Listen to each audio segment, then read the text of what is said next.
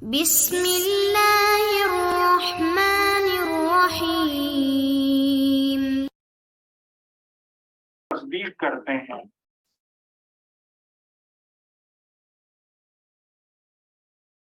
میں نے یہ کر لیا اور وہ سب، تو یہ بہرحال فکر قرآن اور معصوم سے یہ چیز میچ کرتی نہیں ہے. نہیں، بالکل میچ نہیں کرتی. گارنٹی اور سرٹینٹی کا تو کہیں ذکر ہی نہیں ہے. نہیں، کہیں نہیں ہے. مطلب قرآن کریم میں بھی اکثر جگہ یہی ہے، عسا عسا کا ورڈ ہے، لعل کا ورڈ ہے، یعنی ممکن ہے، امید ہے، خواہش کی جا سکتی ہے کہ آپ کی مغفرت ہو جائے گی، آپ نجات پا جائیں گے. یہ تمام کی تمام چیزیں جو ہیں یہ اس پر امید پر مبنی ہے. یہ کوئی سرٹینٹی تو کسی کو بھی نہیں ملے گی. اور جب معصومین بھی اپنے بارے میں زیادہ تر بات کرتے ہیں تو وہ اسی طریقے سے بات کرتے ہیں. جی، میں یہی کہہ رہا تھا کہ یہ تو اور اسی بنا پر وہ جو عشرہ مبشرہ والا سارا حساب کتاب ہے نا، وہ کافی فیک لگتا ہے اسی بنا پر کہ وہ مطلب قرآن کی، چلیں ٹھیک ہے وہ لوگ اگر اہل بیت کو نہ بھی مانے تو لیکن قرآنک تھیم سے وہ چیز میچ نہیں کرتی ہے. کہ جو ہے نا، آپ کچھ لوگوں کو ان کی زندگی میں سرٹیفکیٹ پکڑا دیں گے جی آپ اہل بہشت ہیں. یعنی کہ اگر ایک بات یہ کسی کے لیے ہو سکتی ہے تو صرف اس کے لیے ہو سکتی ہے جو معصوم ہے. لیکن ایون معصوم کے لیے بھی قرآن اس طریقے سے بات نہیں کر رہا ہے. یعنی جیسے میں نے آپ کو پچھلی دفعہ بتایا تھا کہ حضرت ابراہیم علیہ السلام کا جو مقام کتنا بلند ہم کو نظر آ رہا ہے نا، کہ میں خدا نے انہیں ملکوت سماوات و ارض دکھائی، اور وہ کہہ رہے ہیں کہ اس کی جو فطرت ہے زمین اور آسمان کی، میں اس پر گواہوں میں سے ایک گواہ ہوں. اور پھر حضرت ابراہیم کیا کہتے ہیں، ان کی دعا کیا ہے، ربی ادخلنی فی الصالحین، کہ اے میرے رب مجھے صالحین میں داخل فرما دے. وہ جو دعا ہے جو ہم اور آپ دعائے قنوت میں بھی پڑھتے ہیں، ربنا اغفر لی ولوالدی وللمؤمنین یوم یقوم الحساب، یہ کس کی دعا ہے؟ یہ حضرت ابراہیم کی. حضرت ابراہیم کی دعا ہے. کہاں پر ہے یہ جب انہوں نے اس کی، مطلب کون سی سورہ ہے، یاد ہے آپ میں سے کسی یہ کو؟ سورہ ابراہیم کے اندر ہے. جو خود سورہ ابراہیم میں ہی ہے. ٹھیک سورہ ہے. ابراہیم کی میں آئے تھے. ٹھیک ہے، اور آخری آیت. یہ اگر آپ یعنی قرآن کریم میں دیکھیں کہ حضرت ابراہیم علیہ السلام کے حوالے سے تو یہ ان کی زندگی کے آخری جملے ہیں جو قرآن نے نقل کیے ہیں، زندگی کے آخری جملے ہیں. ٹھیک ہے. اور زندگی کے آخری جملے میں وہ یہ نہیں کہہ رہے ہیں کہ جی مجھ سے بڑا جنتی کون ہے. کیا کہہ رہے ہیں وہ؟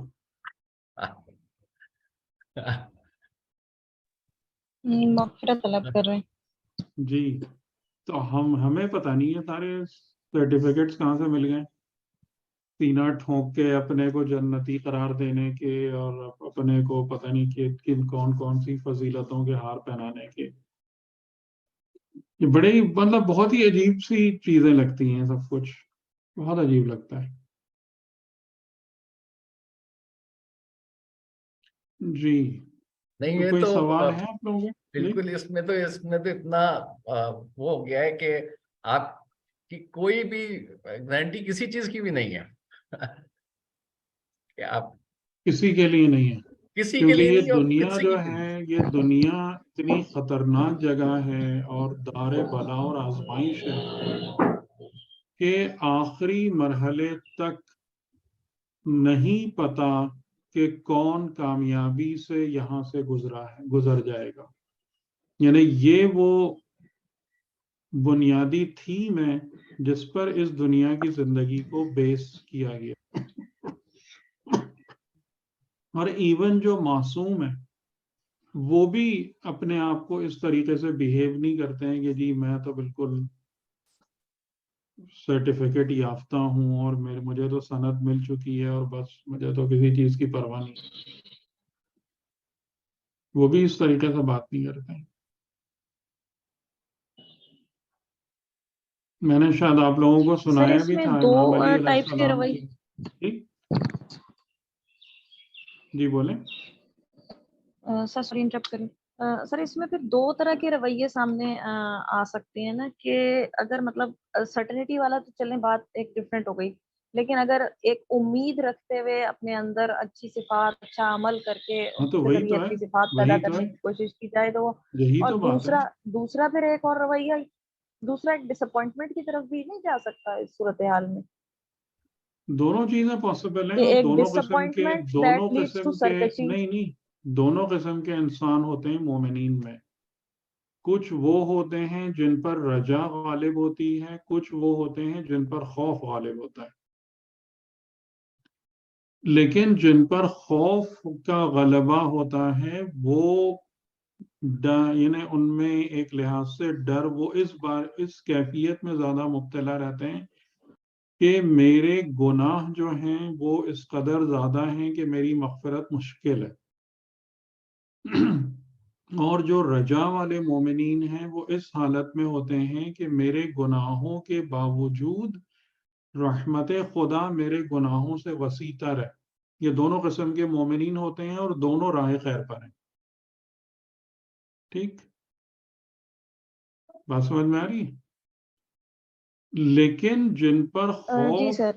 کا عالم بھی طاری ہو، جو خوف کے زیر اثر بھی ہوتے ہیں، وہ مایوس نہیں ہوتے، ڈس اپوائنٹ نہیں ہوتے، لیکن ان پر غلبہ خوف کا ہوتا ہے۔ تو یہ غلبہ خوف کا ہوتا ہے، یعنی کہ جس کی ایک کلاسک ایگزامپل جو ہے خود معصومین علیہ السلام میں، وہ علیہ السلام میں، وہ حضرت یحییٰ ورسز حضرت عیسیٰ ہیں، کہ جس میں حضرت یحییٰ علیہ السلام کے اوپر جلال الہی یا اس کا مطلب خدا کی بارگاہ میں خوف کا غلبہ زیادہ تھا، تو ان میں گریہ، اپنی حالت پر مطلب رونا، افسوس کرنا کہ یہ کہ میں کسی قابل نہیں ہوں خدا کی بارگاہ میں، یہ والی کیفیت تھی۔ اور ظاہراً حضرت عیسیٰ علیہ السلام کے اس میں جو ہے نا وہ امید اور سکون اور ایک سرور والی کیفیت تھی۔ تو یہ ایک کلاسک ایگزامپل ہے خود کہ جو دو پیغمبر ایک ہی زمانے میں تھے، لیکن ایک کا طریقہ یہ تھا، ایک کا طریقہ یہ تھا، یعنی جس کو بارے میں روایات میں موجود ہے، خود آئی تھنک رسول خدا کی روایت ہے کہ حضرت یحییٰ علیہ السلام نے ایون اپنے بچپن اور لڑکپن میں اتنا گریہ کیا تھا کہ ان کے رخسار زخمی ہو گئے تھے آنسوؤں سے، اور ان کے والدین یعنی حضرت زکریا اور ان کی زوجہ پریشان ہو گئی تھی کہ ہم ان کے لیے کریں کیا، کہ اس قدر جو ہے وہ خوف خدا سے یا عذاب خدا کے حوالے سے۔ تو وہ الگ چیز ہے، وہ مایوسی نہیں ہے، خوف کا مطلب مایوسی نہیں ہوتا۔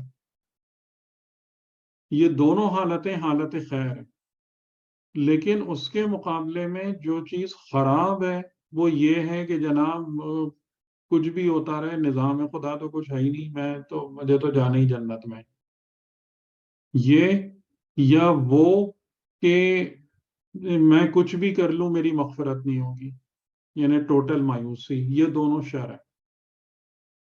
اگر اس قسم کی کوئی چیز موجود ہے کہ جو انسان کو سرکشی پر آمادہ کر رہی ہے کہ جناب کچھ نہیں ہے، مطلب میری تو مغفرت کے اندر کوئی کلام، کوئی حرف ہی نہیں، مجھے تو جنت ملنا ہی ملنا ہے، اور وہ ہر ایک کے اپنے اپنے ریزنز ہوتے ہیں، کوئی بھی ریزن بنا لیں یا شیطان کچھ بھی سکھا دے، یہ بھی شر ہے، یہ بھی تباہی ہے۔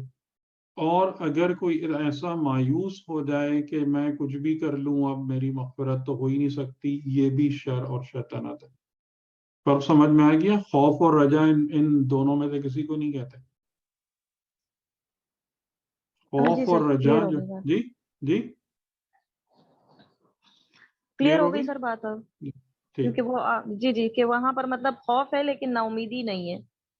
ہاں یعنی ایک حالت مومنین کے قلوب مختلف قسم کے ہوتے ہیں اور مختلف انداز سے صفات الہیہ سے متاثر ہوتے ہیں.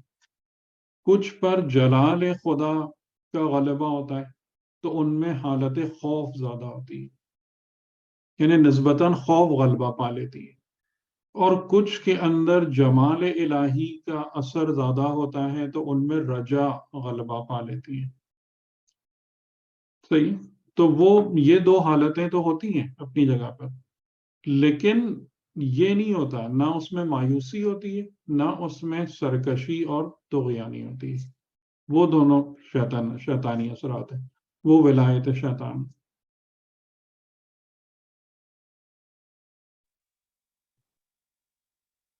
اچھا، میں آپ کو تھوڑا سا وہ بتا دوں نا جو آپ رشد کی بات کر رہے تھے.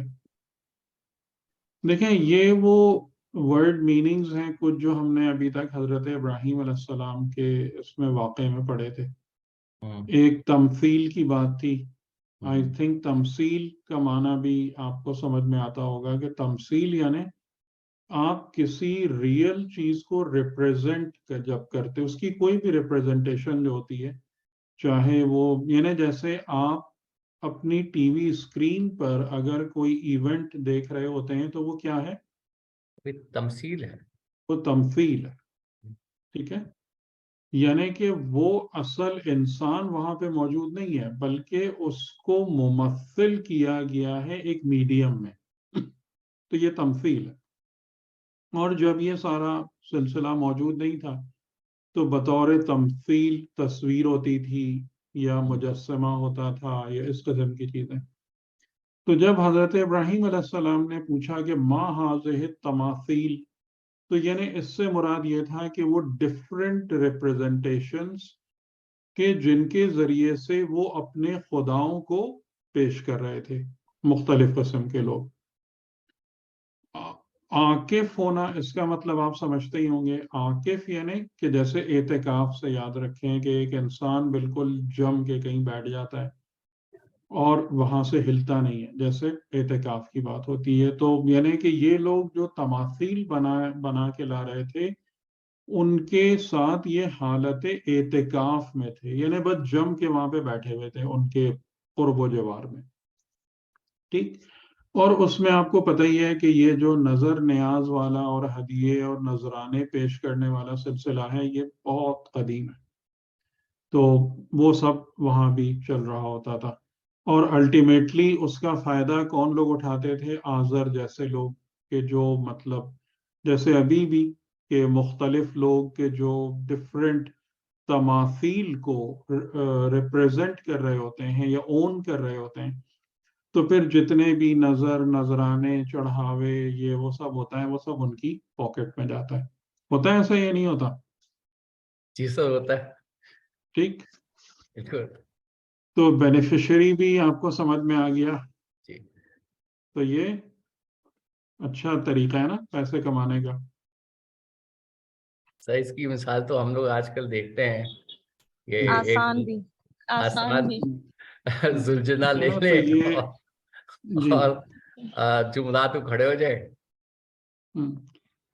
ٹھیک ہے. تو یہ مطلب بہت قدیم ہے یہ معاملات نا. تمثیل بناؤ اور اس میں مقدس چیزوں کو وہ کر دو، مطلب ان کی ریپریزنٹیشن بنا دو، تو اس کی وجہ سے لوگ زیادہ متوجہ ہو جاتے ہیں. یا کوئی تمثیل بنا کر اس کو مقدس قرار دے دو لوگوں کی نظر میں، اور اس کے اندر ریکوائرمنٹ کیا ہے کہ لوگ اس کے ساتھ حالت اعتکاف میں آ جائیں، عاکف ہو جائیں، یعنی اس کے ارد گرد بیٹھے رہیں، ان کو وہاں پر اپنے لیے کچھ نظر آنے لگے تو ڈیفینیٹلی پھر وہ اپنا سرمایہ وہاں پر انویسٹ کریں گے.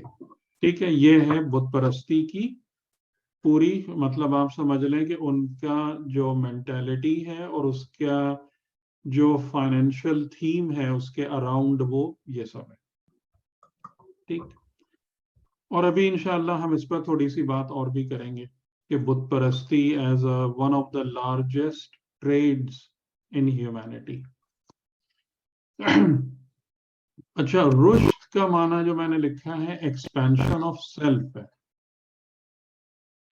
ایکسپینشن آف سیلف، آپ کی ذات کا پھیلاؤ ٹروتھ کے مقابلے میں. اس کی مثال بھی میں نے آپ لوگوں کو پہلے دی تھی. آپ میں سے کسی کو یاد ہے کہ رشد کو کس مثال سے سمجھا جا سکتا ہے؟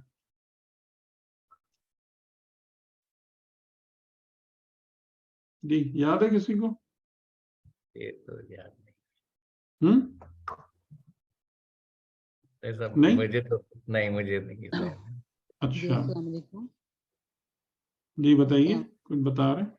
جی سر، آپ نے یہ بتایا تھا کہ رشد اگر کوئی علم حاصل کر رہا ہے لیکن اس کو اس کے اندر گروتھ نہیں ہو رہی تو وہ فضول علم ہے اس کا، مطلب علم میں گروتھ نہیں ہو رہی، اس کے اندر صفات نہیں پیدا ہو رہی۔ ہاں دیکھیں، میں نے جو مثال دی تھی وہ یہ تھی کہ آپ جب کسی بھی یونیورسٹی یا ادارے میں، جیسے آپ نے انٹر پاس کیا، اب آپ نے اس کے بعد یونیورسٹی میں داخلہ لیا، کسی بھی علم میں شعبے میں آپ نے داخلہ لیا جیسے انجینئرنگ یا میڈیکل، تو آپ جب اپنا یونیورسٹی پہ جانا شروع ہوتے ہیں تو آپ خود اس علم کے لحاظ سے کیا ہوتے ہیں؟ ایمٹی ہوتے ہیں. ایسے ہی ہوتا ہے. جی سر۔ جی یہ بتائیں کہ جی یعنی جی اس علم کے حوالے سے آپ کی ذات کا جو کنٹینر ہے وہ خالی ہوتا ہے. ٹھیک ہے، آپ کو کچھ لفظ پتہ ہیں، تھوڑا بہت معمولی سے آئیڈیاز ہیں، لیکن اس علم کے بارے میں، اس ہنر کے بارے میں آپ نہیں جانتے کچھ بھی. جیسے جیسے آپ اس ادارے میں وقت گزارتے جاتے ہیں، لائک فار ایگزامپل آپ نے فرسٹ ایئر گزارا، امتحان پاس کر لیا، تو آپ کے اندر فزیکلی کوئی تبدیلی واقع ہوئی؟ بتائیں. نہیں فزیکلی تو نہیں ہوئی۔ نہیں فزیکلی نہیں ہوئی. Physically تو نہیں آپ کی ہوتی۔ سراؤنڈنگز میں کوئی تبدیلی واقع ہو گئی؟ وہ بھی نہیں ہوئی. نہیں۔ ٹھیک ہے، نہیں۔ لیکن اس کے باوجود ایک تبدیلی آ رہی ہے. ایک تبدیلی آئی ہے 1 سال گزارنے کے بعد. وہ کہاں پر آئی ہے؟ وہ اپنی ہمارے نالج کے نفس اندر میں، یا اپنی آپ کی سمجھ ذات کے اندر فکر آئی میں۔ ہے وہ ذات کے اندر تبدیلی. آئی، ذات کے اندر آئی۔ ٹھیک ہے، اور وہ کیا تبدیلی آئی ہے، یعنی جس کو میں نے اس ڈائیگرام سے بتانے کی کوشش کی ہے کہ آپ پہلے کیا تھے؟ ایک ڈاٹ تھے. ہاں، صحیح ہے. اگر یہ ٹروتھ جو ہے، یعنی کہ وہ جو علوم ہیں جس کے اندر، جس کے احاطے میں آپ چلے گئے ہیں، وہ اگر یہ پوری باؤنڈری جو میں نے شو کی ہے لائک اے ریکٹینگل، اگر یہ وہ ٹروتھ یا نالج ہے، تو آپ جب شروع کر رہے تھے تو آپ اس کے مقابلے میں کیا تھے؟ ایک ڈاٹ تھے. درست ہے. جی جی صحیح ہے۔ 1 سال گزرنے کے بعد آپ یہ پہلا چھوٹا والا سرکل بن گئے. آپ کی ذات ایکسپینڈ ہوئی اس ٹروتھ، یعنی کیا مطلب ہوا کہ جو اس ٹروتھ کے اندر جتنی بھی چیزیں تھیں ان میں سے کچھ کا آپ کی ذات نے احاطہ کر لیا، کر لیا، ٹھیک ہے، صحیح۔ یعنی وہ آپ کی ذات اس پر پھیل گئی. پھر ٹھیک ہے نا. یعنی جیسے میں اپنی میکینیکل انجینئرنگ کی مثال دوں کہ پہلا سال گزارنے کے بعد میں نے کچھ بہتر فارمولے میکینکس سیکھ لی، میں نے ڈرائنگز کچھ بنانا سیکھ لی، میں نے کارپینٹری، جو ہمارے یہاں میکینیکل کے فرسٹ ایئر میں ہوتا ہے، کارپینٹری سیکھ لی، میٹل ورکنگ سیکھ لی. تو یعنی اب میری ذات جو پہلے ڈاٹ کی مانند تھی، کچھ نہیں آتا، اب وہ ایک یہ چھوٹا والا سرکل بن گیا. پھر اس کے بعد کیا ہوا؟ 2 سال کے بعد اور 3 سال کے بعد اور. ٹھیک ہے، تو یہ جو آپ کی ذات ایکسپینڈ کر رہی ہے اس علم اور اس حقیقت کے ڈومین میں، اور اس میں سے زیادہ چیزوں کو اپنے احاطے میں لیتی چلی جا رہی ہے، اس کو کہتے ہیں رشد. آیا سمجھ میں؟ ٹھیک، صحیح، ٹھیک، جی کلیئر ہو صحیح ہے، گیا؟ یہ کلیئر ہو گیا۔ تو دینی اعتبار سے جب آپ رشد کا معنی لیں گے تو اس میں کیا ہوگا؟ جیسے ہم نے جب سورہ حمد ہم پڑھ رہے تھے تو وہاں پر ہم نے اس بات کو سمجھا تھا نا کہ صراط مستقیم الٹیمیٹ وے ہے، پاتھ ہے. ہاں، اور صراط مستقیم کیا ہے؟ یعنی کہ تقرب الہی. صحیح ہے۔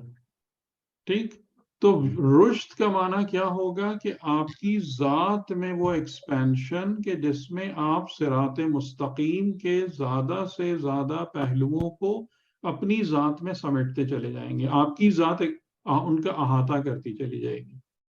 اس کو تھوڑا سا اور آسان کر دوں کہ تقرب الہی کا مطلب صفات خدا آپ کے اندر پیدا ہونا۔ تقرب الہی تو کے مطلب تقرب الہی کا مطلب یہ ہے کہ آپ کی ذات کس طریقے سے ایکسپینڈ کر رہی ہے کہ زیادہ سے زیادہ صفات خدا آپ میں آتی جا رہی ہیں۔ صحیح۔ تو جس انسان کا رشد کمال پر ہوگا وہ کیا ہوگا کہ میکسیمم صفات الہیہ جو ہیں وہ اس کی ذات میں پائی جائیں گی۔ اور جب آپ صفات کی بات کرتے ہیں تو وہاں پر ان میں دو باتیں آتی ہیں، مطلب ایک پہلو ہوتا ہے صفات کی نوعیت یا صفات کے اندر تنوع، اور دوسرا یعنی اس کے اندر مختلف صفات جیسے خالق، رازق، مالک، رب، یہ الگ الگ صفات ہیں۔ تو یعنی کہ ہم کہیں گے کہ جو انسان زیادہ رشد رکھتا ہے وہ زیادہ صفات اس کی ذات میں موجود ہے، وہ صفت خالقیت کا بھی جلوہ ہے، صفت ربوبیت کا بھی جلوہ ہے، صفت رزاقیت کا بھی جلوہ ہے، سو یعنی زیادہ صفات موجود ہیں جس کا رشد بزرگ تر ہے۔ اور پھر ہر صفت کو حاصل کرنے کے بعد اس صفت کا اپنا کمال ہے، یعنی خالقیت کس درجے پر کہ جیسے اب حضرت عیسیٰ علیہ السلام ہیں کہ وہ جب ایک مٹی کا پرندہ بنا کر اس میں پھونک مارتے ہیں اور وہ زندہ ہو جاتا ہے، تو یہ معمولی درجے کی صفت خالقیت ہے؟ بتائیں نہیں، یہ تو کیا یہ اس درجے کی صفت خالقیت ہے کہ ایک کارپینٹر ایک لکڑی کا بلاک اٹھا کے ایک ٹیبل اور چیئر بنا دیتا ہے؟ نہیں، بہت فرق ہے۔ ٹھیک، صحیح۔ صحیح۔ تو یعنی کہ کتنی صفات کا جلوہ انسان ہے، اور جو صفات اس کے پاس ہیں ان میں ان صفات کے کس معیار پر وہ موجود ہے۔ تو یہ تمام کی تمام چیزیں مل کر کس کا تعین کرتی ہیں؟ انسان کے صاحب رشد ہونے کا۔ اور جب وہ آیت الکرسی کے اندر ہے قد تبین الرشد من الغی، تو اس کا مطلب کیا ہوا کہ غی جو ہے پھر یہ رشد کا اپوزٹ ہے، غاوی ہونا، غی ہونا، یہ بھی ہم نے آپ کو بتایا تھا اس میں سورہ حمد میں جی، غابی کا تو ہوتا ہے کہ یعنی یہ رشد کا اپوزٹ ہے۔ یعنی اس کا مطلب کیا ہوا کہ جس طریقے سے کہ جو انسان صاحب رشد ہے عالم حقیقت یا عالم صفات الہیہ میں اس کی ذات ایکسپینڈ کر رہی ہوتی ہے اور زیادہ سے زیادہ صفات کو اپنے اندر سمیٹ رہی ہوتی ہے، یہ رشد ہے۔ تو غی کیا ہے کہ اس کی ذات ان عالم حقیقت کے حوالے سے شرنک کر رہی ہوتی ہے، یعنی اس میں سے صفات خدا نکل رہی ہوتی ہیں، وہ ان صفات خدا سے دور ہو رہا ہوتا ہے، یہ غی ہے۔ اور قد تبین الرشد من الغی، یعنی ہم نے دونوں رستے تمہارے سامنے روشن کر دیے ہیں کہ رشد والی راہ کون سی ہے، غی والی راہ کون سی ہے، اور اس کو اور الیبوریٹ کر دیا، اللہ ولی الذین آمنوا یخرجہم من الظلمات الی النور، یعنی ان تاریکیوں سے نکل کر نور۔ تاریکیاں کیا ہے کہ تمہاری ذات جو ہے وہ ایکسپینڈ ہوتی چلی جائے عالم نور میں۔ یہ کیسے ممکن ہے؟ یہ ولایت خدا کے ماتحت ممکن ہے۔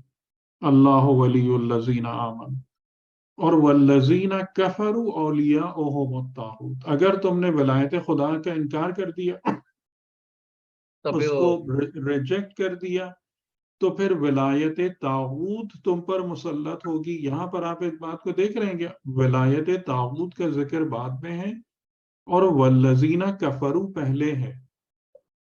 اس سے کیا بات سمجھ میں آ رہی ہے کہ طاغوت خود بخود نہیں چڑھ جاتا کسی کے سر پہ،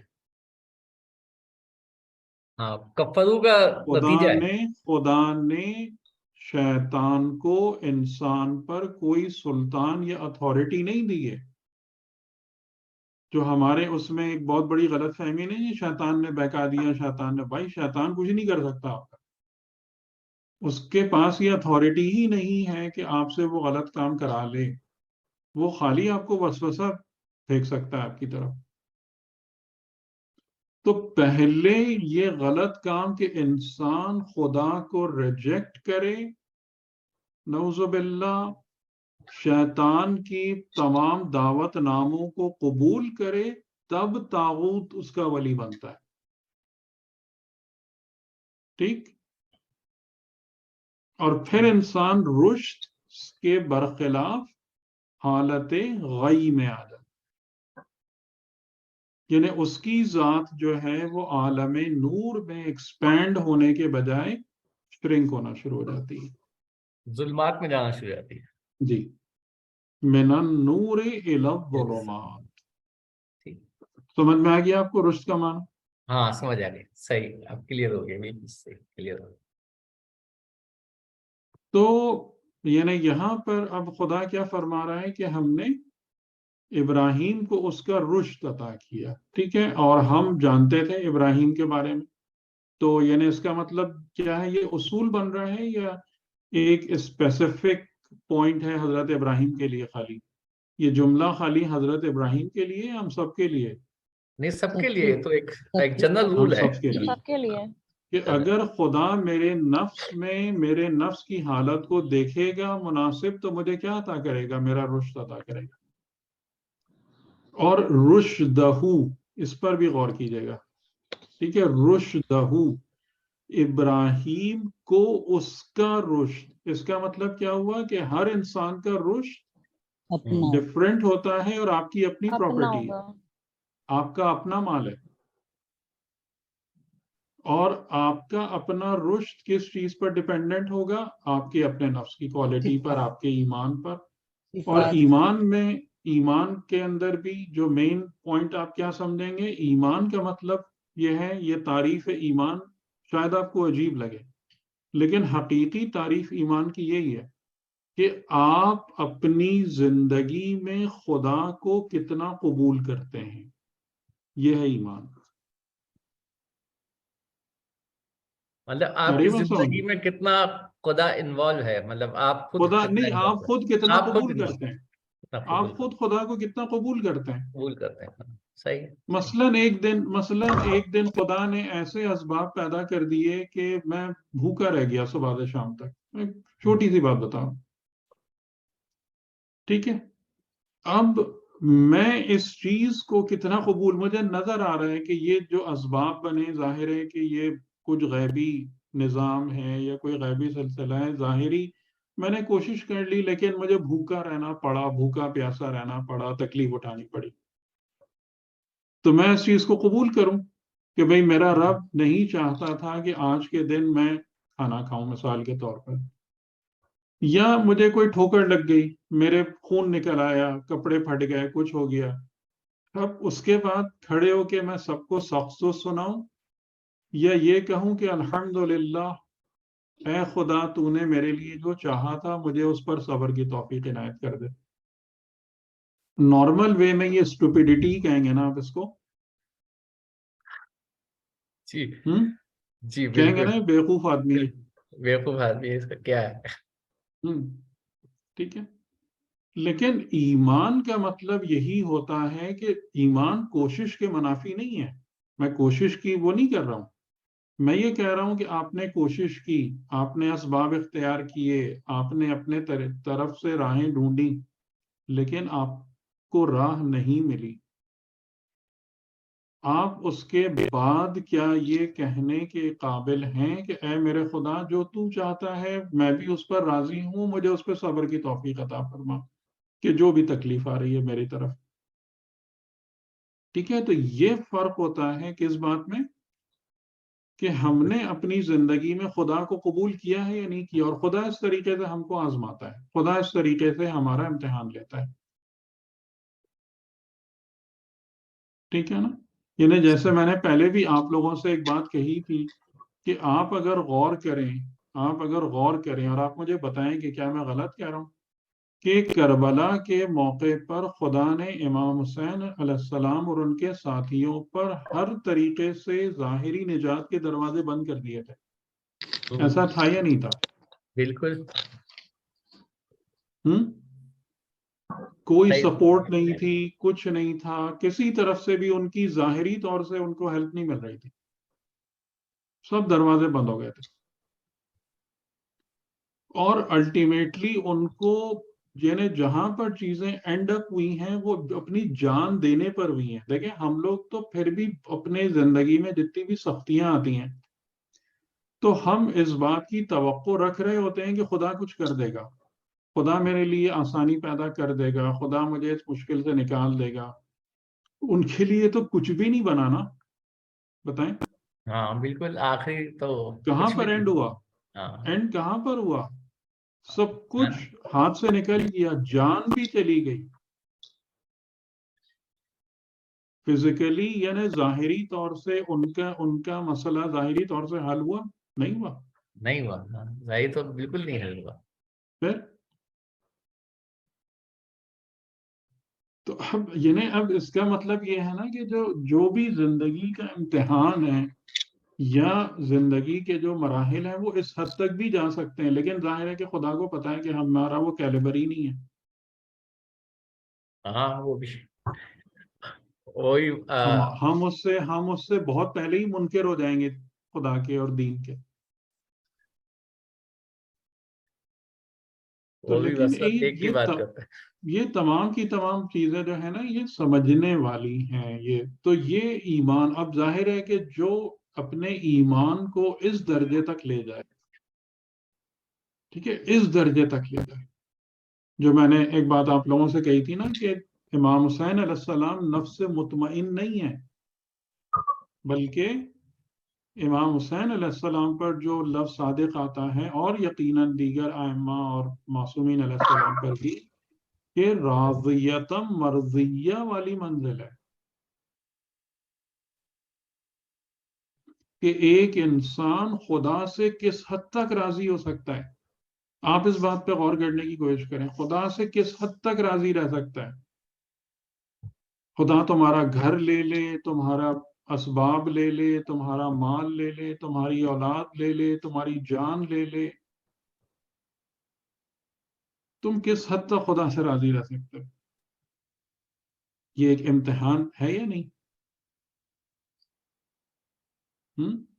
جی بالکل، بہت ٹھیک، تو جب انسان اس راضیتم مرضیہ والی منزل کو بھی کامیابی سے طے کرتا ہے تب اس کو خدا کی طرف سے وہ دعوت نامہ آتا ہے، فادخلی فی عبادی، جس کو عرفا کیا کہتے ہیں؟ بہشت لقا،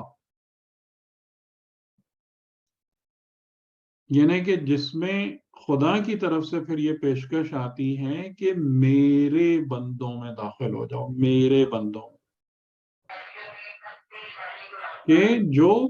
کہ میرا اور تمہارے درمیان اب کوئی دوئی، کوئی جدائی، کوئی فاصلہ نہیں رہ گیا۔ یو بیکم مائن، تم اب میرے ہو چکے ہو اور میں تمہارا ہو چکا ہوں۔ تو یہ منزل کب آتی ہے جا کے؟ فادخلی فی عبادی وادخلی جنتی، راضیتم مرضیہ کے مرحلے سے کامیابی سے گزرنے کے بعد یہ منزل آتی ہے۔ مطمئنہ والی منزل تو اس سے بہت نیچے رہ جاتی ہے۔ صحیح، یہ سارے مقامات آپ لوگوں کو سمجھ میں آ رہے ہیں؟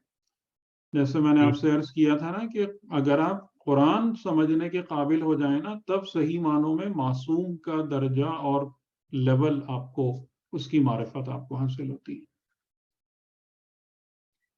ٹھیک ہے، یہ باتیں کلیئر ہیں؟ کلیئر، بالکل کلیئر ہو گئی، صحیح۔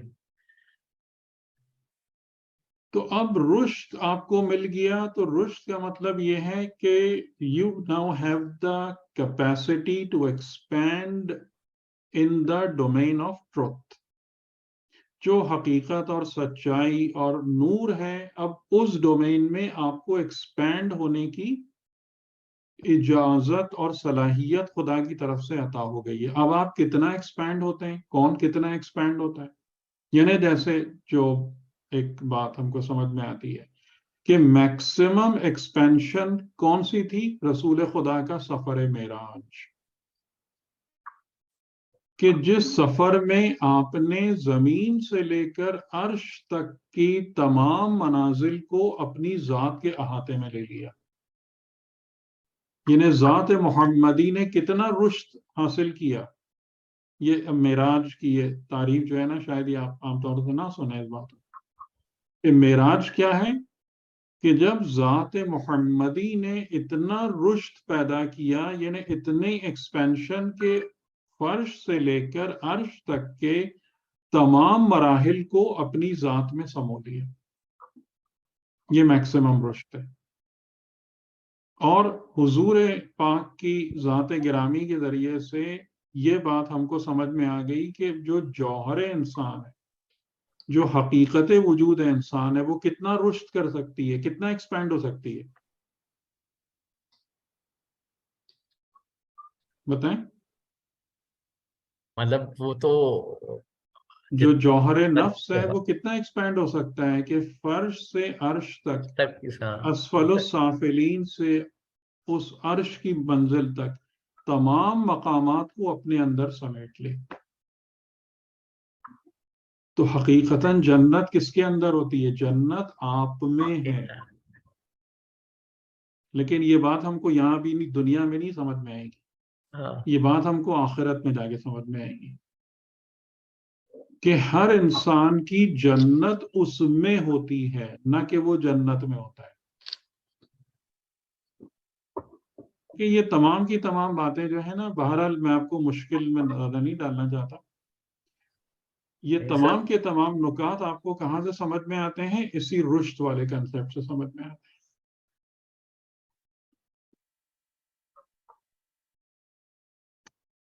اچھا، یہ یہاں تک ہم نے بات کر لی تھی وَأَنَا عَلَىٰ ذَلِكُم مِّنَ الشَّاهِدِينَ، اور اس کے حوالے سے میں نے آپ کو سورہ انعام 75 بھی بتا دی تھی. جی وہاں تک ہم نے کر لیتے ہیں کہ ہم نے ابراہیم کو کیا دکھایا؟ ملکوت السماوات والارض. اور ہم نے آپ کو یہ بات بھی بتا دی تھی کہ جو کچھ خدا نے اپنے پیغمبروں کو اور معصومین کو دیا ہے، اس سب کو حاصل کرنے کی پاسبلٹی مجھے اور آپ کو بھی دی ہے. یہ بھی میں نے آپ کو بتا دیا تھا نا. بالکل یہاں تک تو کہ صلوات فقط رسول پہ نہیں ہے، صلوات مومنین پر بھی ہے. ٹھیک. صحیح. اسی طریقے سے جو ملکوت سماوات و ارض کا مشاہدہ کرنا، یعنی معصومین نے تو مشاہدہ کیا، لیکن اس کا دعوت نامہ ہمارے لیے بھی ہے. اولم ینظروا فی ملکوت السماوات والارض. ٹھیک ہے، یہ کون سی آیت تھی؟ یہ تھی آراف 185. ٹھیک. اور یہ بھی آراف 40 میں ہم نے اس بات کا بھی ذکر کیا تھا کہ جو لوگ اللہ کی آیتوں کی تصدیق کرتے ہیں ان کے لیے آسمانوں کے دروازے کھلتے ہیں، بند ہو جاتے ہیں. جی یہ یعنی جو تکذیب کرتے ہیں ان کے لیے بند ہوتے ہیں، جو تصدیق کرتے ہیں ان کے لیے کھلتے ہیں. ٹھیک. تو یعنی کہ اس کا مطلب یہ ہوا کہ ہمیں جب ہم معصومین علیہ السلام کا ذکر کرتے ہیں تو حقیقتاً معصوم کی ذات فقط میرے قصیدے پڑھنے کے لیے نہیں ہے ان کی فضیلت، بلکہ معصوم کی فضیلت میرے لیے موٹیویشن ہے کہ میں بھی اس رستے پہ چلوں اور ان جیسا بننے کی کوشش کروں. ٹھیک. یہ بات سمجھ میں آ رہی؟ جی یعنی اگر ہم معصوم کے فضیلت کو دیکھتے ہیں، ان کی کرامت کو دیکھتے ہیں، تو ہم خالی قصیدہ پڑھ کے خوش ہو جاتے ہیں کہ اور اس کے بعد کہ ہم جہاں بھی جس حال میں بھی پڑھے ہوئے ہیں وہ سب ٹھیک ہے. لیکن قرآن ہم کو کیا بتا رہا ہے کہ یہ ہم نے ان ہستیوں کو جب تمہارے سامنے رکھا اور رول ماڈل کے طور پہ رکھا تاکہ تم بھی اسی راہ کو طے کرو اور ان جیسے بننے کی ایفرٹ کرو جتنا بن سکے. یہ سب باتیں کلیئر ہو رہی ہیں نا؟ کیونکہ یہی اصل اور موسٹ امپورٹنٹ پیغامات ہیں قرآن کے. یہاں پہ ایک سوال بھی تھا. جی یہاں پہ ایک سوال تھا. السلام علیکم. وہ یہ جو آیت ہے کہ جو اس دنیا میں اندھا ہے وہ آخرت بھی اندھا اٹھایا جائے گا. تو اس آیت سے ہم کیا اس کو لنک کر سکتے ہیں کہ ہم یہاں پہ اگر اپنی آنکھیں کھول کے نہیں دیکھ پائے یہ سب چیزیں ملکوت قلب السماوات کی والارض. آنکھیں، قلب جی کی آنکھیں اگر نہ جی کھل پائیں، جی دماغ کی آنکھیں نہ کھل پائیں، تو انسان آخرت میں بے اندھا، بصیرت. بے ہاں بصیرت. تو وہ آخر ہم ٹھیک ہے یہ بات صحیح، لیکن ایک طرف یہ ہے اس طرف یہ بھی ہم دیکھتے ہیں کہ جیسے ہی کوئی مرتا ہے تو اس کی آنکھیں خود ہی کھل جاتی ہیں. پھر وہ جو ہم نہیں دیکھ سکتے ہیں وہ ان چیزوں کو دیکھنا شروع جاتا ہے، چاہے وہ کوئی بھی ہو، اس کی آنکھیں کھلی ہوں یا نہ کھلی ہوں. تو وہ کون سی آنکھ اس کی کھل جاتی ہے جس سے وہ برزخ میں دیکھ رہا ہوتا ہے نہیں، اور اس ہم. میں اس پر بھی میں نے بات کی تھی، اور مجھے یاد ہے کہ میں نے سورہ طٰہٰ کے آخر کی آیتوں کے حوالے سے بات کی تھی، حضرت آدم کے اس میں، کہ اچھا اچھا جب ربی لما حشرتنی اعمی وقد کنت بصیرا، کہ جو ہمارے پیغام کا انکار کرے گا. آپ سورہ طٰہٰ کے آخر میں دیکھیے گا، وہاں پر بہت اچھے سے سمجھ میں آ جاتی ہے بات، کہ ہم جی انسانوں کے لیے پیغام بھیجیں گے، ہدایت بھیجیں گے. جو اس کا انکار کرے گا، جو اس سے منہ موڑے گا، من اعرض عن ذکری، جو میرے ذکر سے منہ موڑ لے گا، وہ قیامت میں ہم اس کو نابینا، اندھا محشور کریں گے. اور وہاں پر وہ یہ فریاد کرے گا کہ ربی لما حشرتنی اعمی، مجھے کیوں اندھا محشور کیا گیا، وقد کنت بصیرا، جبکہ میں بصیر تھا، سب کچھ دیکھنے والا. آخرت کے ٹھیک. اندر جو ایک بہت بڑی بات ہے، اور جس کو ہم اپنی دنیا میں جو صاحبان بصیرت ہیں وہ اس چیز کو یہاں بھی سمجھ سکتے ہیں، کیونکہ ہر آیت دنیا میں موجود ہے. ٹھیک ہے، اس کی حقیقت نہیں ہے، لیکن وہ چیز بطور آیت اس دنیا کی زندگی میں موجود ہے، کہ آخرت میں انسان دیکھنے کے ساتھ اندھا ہوگا. یہ بات آپ لوگوں کو سمجھ میں آتی ہے؟ اچھا تھوڑا سا ایکسپلین کر دیں. دیکھیں، میں آپ کو مثال دوں، یعنی کہ جیسے وہی میں نے کہا نا کہ بہت ساری باتیں تو ایسی ہیں کہ جس کی اصل حقیقت تو وہاں جا کے ہی پتہ چلے گی. جیسے میں نے یہ بات بتائی نا کہ ہر مومن کی جنت حقیقتاً اس کے اندر ہے. مومن خود اپنی جنت کا مالک ہے. ہم سمجھتے ہیں کہ کوئی ایک جگہ ہے جس میں مجھے لے جا کے بٹھا دیا جائے گا، لیکن میں اس کنسپٹ کو آپ لوگوں کو زیادہ ایلیبوریٹ نہیں کر سکتا اس وقت. ٹھیک ہے، کیونکہ ہمارے پاس دنیا میں ایسی کوئی مثال نہیں ہے کہ جس کے ذریعے سے ہم ان چیزوں کو تھوڑا بہت تو ہم سمجھا سکتے ہیں، جیسے میں نے کوشش بھی کی تھی سمجھانے کی، لیکن حقیقتاً نہیں اس کو واضح کر سکتے. تو یہ چیز ایسی ہوتی ہے کہ یعنی آپ اس بات کو اگر ایک مثال کے طور پر لیں کہ یعنی ایک شخص ہے کہ جو ایک کسی باغ کے اندر موجود ہے، اور اس باغ میں وہ جب ایک چیز کو، یعنی آپ دیکھتے ہیں لوگوں کو کہ کچھ لوگ جاتے ہیں، وہ جناب باغ میں گئے، کسی پھول کو لیا، توڑ دیا، مسل دیا، پتے مسل دیے، یا کچھ اور چیز خراب کر دی. کچھ لوگ وہ ہیں کہ جو باغ میں جاتے ہیں تو اس کو ہر چیز کو ذرا احتیاط سے اور دھیان سے اس کو ڈیل کرتے ہیں، یعنی لگتا ہے کہ وہ اس کی ایک قدردانی کر رہے ہیں، کہ جو حسن وہ وہاں پہ دیکھ رہے ہیں اس کی وہ قدردانی کر رہے ہیں. اور ایک شخص وہ ہے کہ جو ایک باغ میں جاتا ہے تو اس کو ہر پتے پر اور ہر پھول میں جو ہے نا، وہ ایک پوری دنیا آباد نظر آ رہی ہوتی ہے. ایسا ہے یا نہیں ہے؟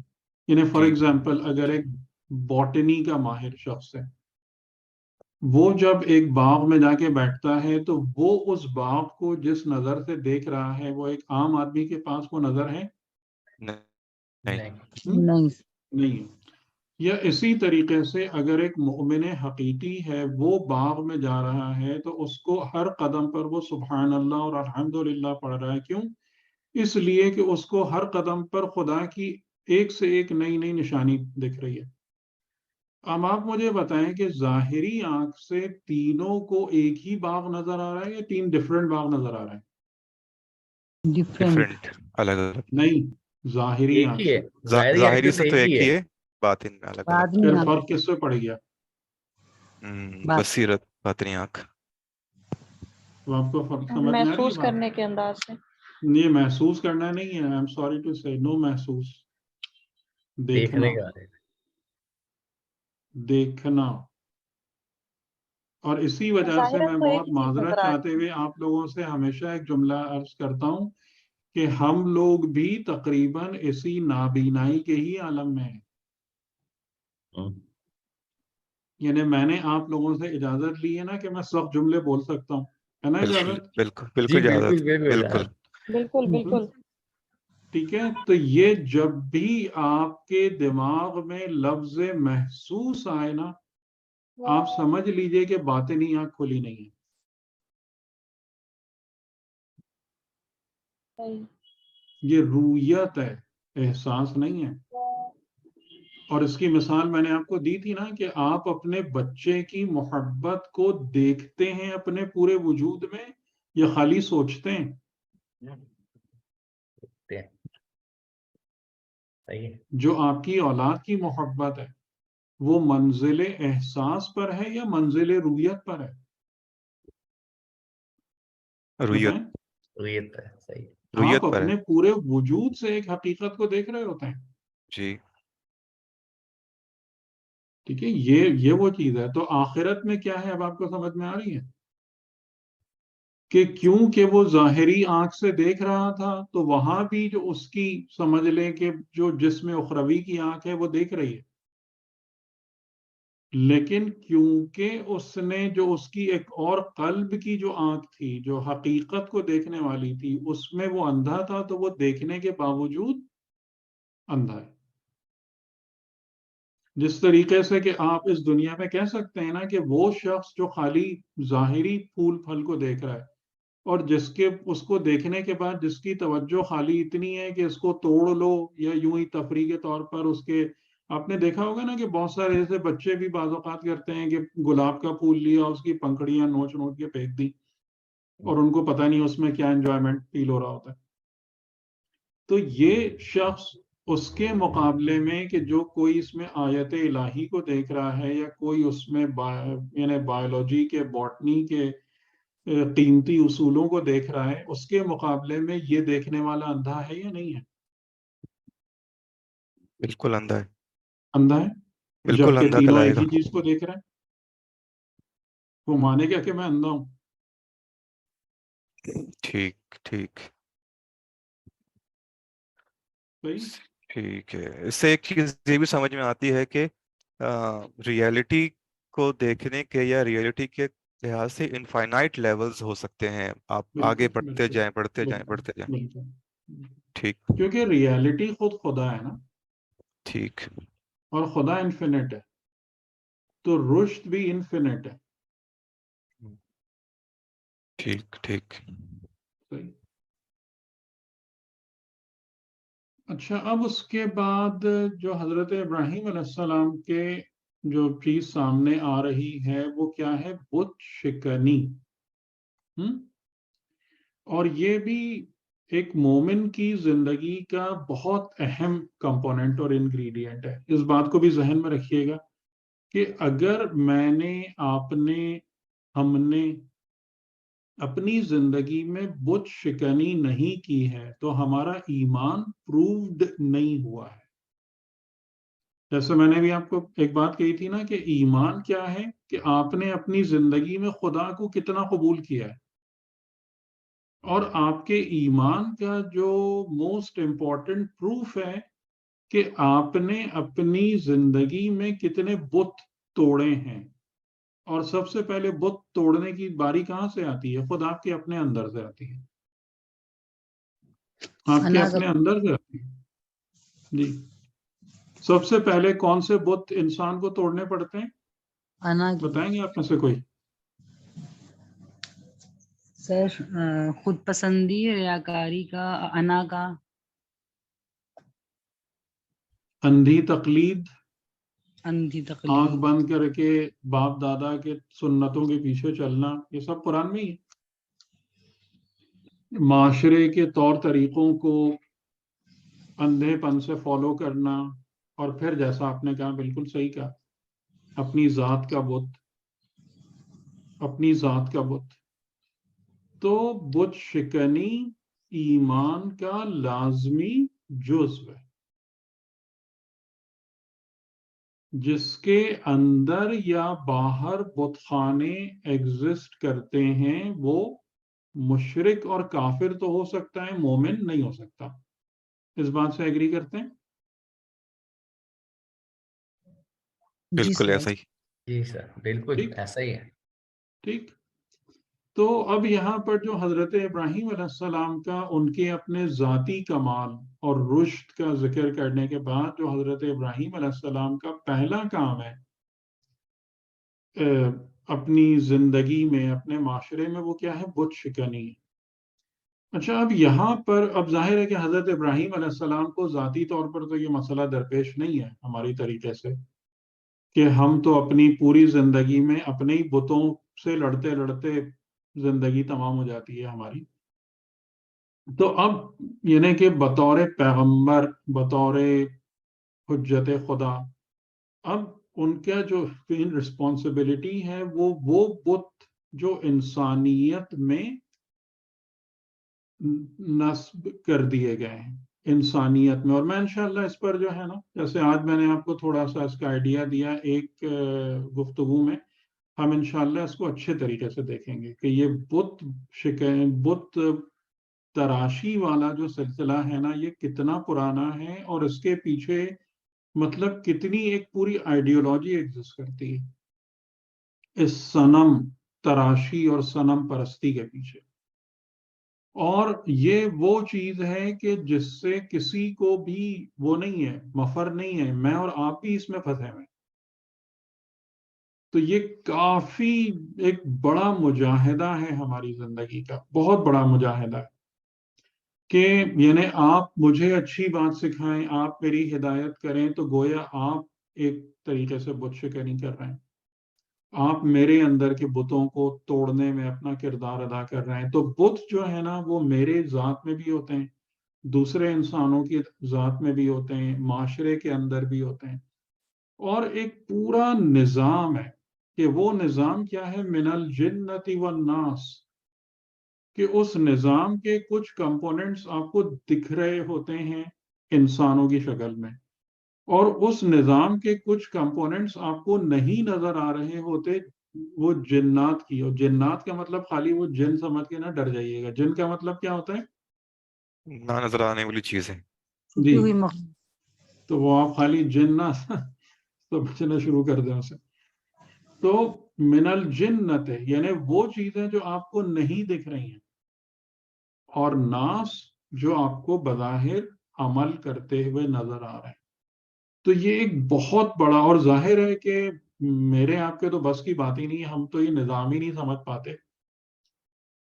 یہ طاغوتی نظام یا یہ بت پرستی والا بت تراشی والا نظام ہماری تو اتنی سمجھ ہی نہیں. اس کے لیے ظاہر ہے کہ ایک معصوم جیسی ہستی چاہیے اس لیول پر. یعنی جیسے آج اگر میں یہ بات کہوں کہ شاید تمام انسانیت جتنی اس نے اپنی زندگی اس زمین پر گزاری ہے، اس میں سب سے زیادہ خوفناک بت پرستی کا نظام جو ہے نا وہ موجودہ دور میں. اور ظاہراً ہر ایک انکلوڈنگ علماء بھی اس کے آگے مطلب بے بس سے ہو گئے. اب پھر کون چاہیے؟ امام معصوم چاہیے. یعنی کہ اگر آپ انہی باتوں کو ریئلائز کریں تو پھر آپ کے دل کی گہرائی سے وہ آواز نکلے گی کہ اے خدا، اس ہستی کو مطلب ہمیں عطا کر دے کہ جو اس بت پرستی کے نظام کو توڑ دے. وہ ابراہیم عطا کر آج کے دور کا، کہ جو ان بتوں کو سمجھ میں آتا ہے کسی کو کہ یہ بت کیسے ٹوٹیں گے؟ بتائیں. ہمیں تو بت ہی سمجھ میں نہیں آتے، تو بت شکنی کہاں سے سمجھ میں آئے گی؟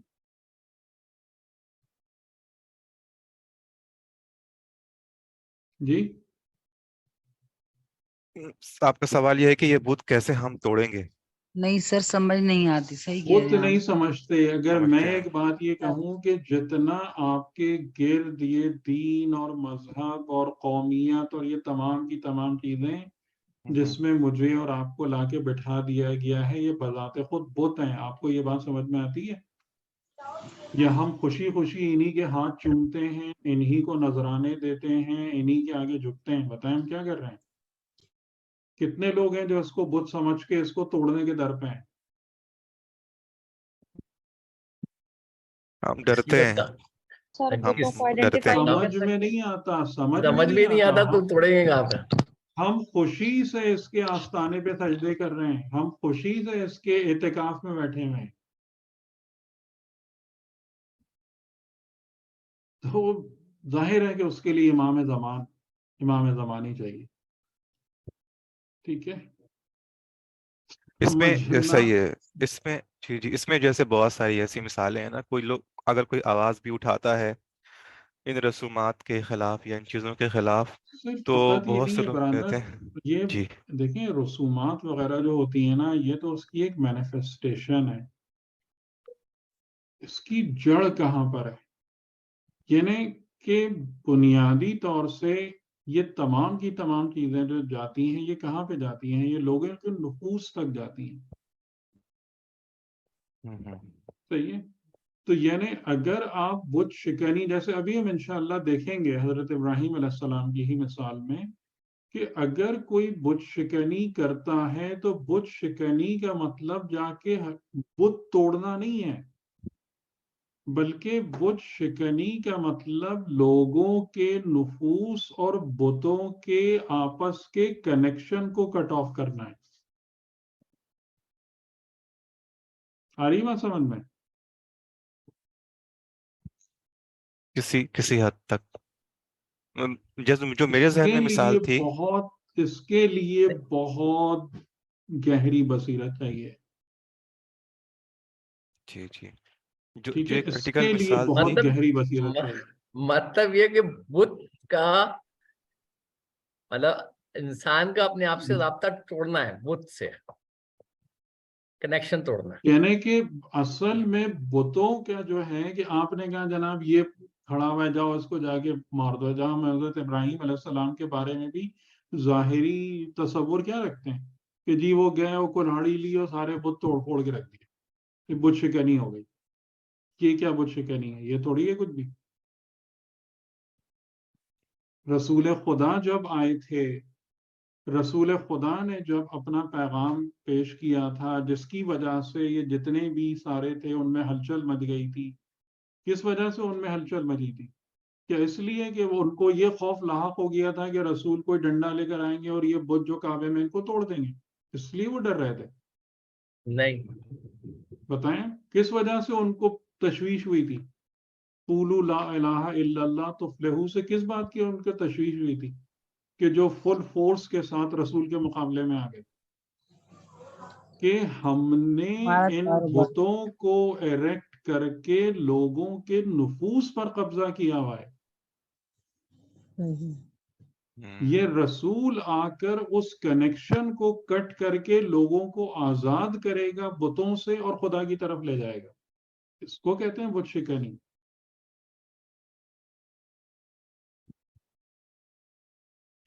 آ رہی بات سمجھ میں؟ جی بالکل ایسے ہی ایک مثال جو میرے ذہن میں تھی، ہم لوگوں کی چھوٹی سی.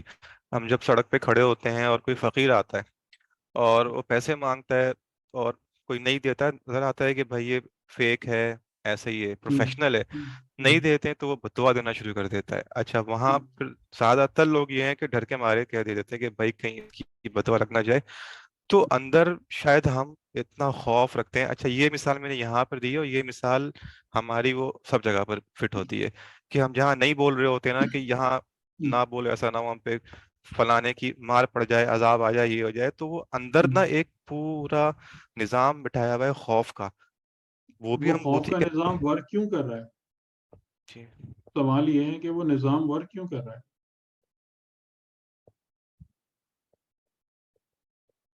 بتائیں. ہمارے اپنی وجہ سے ہی، کیونکہ ہم خود ہی نہیں، اس حاوی کی کیا ہوا وجہ یہ ہے کہ خدا کا نظام ان پلیس نہیں ہے. ٹھیک بالکل ہم نے صحیح ہے. جو خدا کا نظام جو حقیقی قوانین زندگی پر مبنی ہے وہ ان پلیس نہیں ہے، تو اس کی جگہ اس نے پر کی ہوئی ہے اس فیک سسٹم میں. آپ کو سمجھ میں آ رہا ہے بت شکنی کہتے کس کو ہیں؟ بہت مشکل، بالکل نہیں، تو سمجھنا ہی مشکل ہے. تو جی وہی تو میں آپ سے کہہ رہا تھا کہ سمجھ ہی میں نہیں آئے گا بت پرستی کا نظام تو توڑنے کی بات تو بہت دور کی ہے. یعنی ہماری نظر میں کہ جا کے بس امریکن قونصلیٹ پہ دھاوا بول دو، پرچم گرا دو، جلا دو، جی بت شکنی طاغوت آ گیا.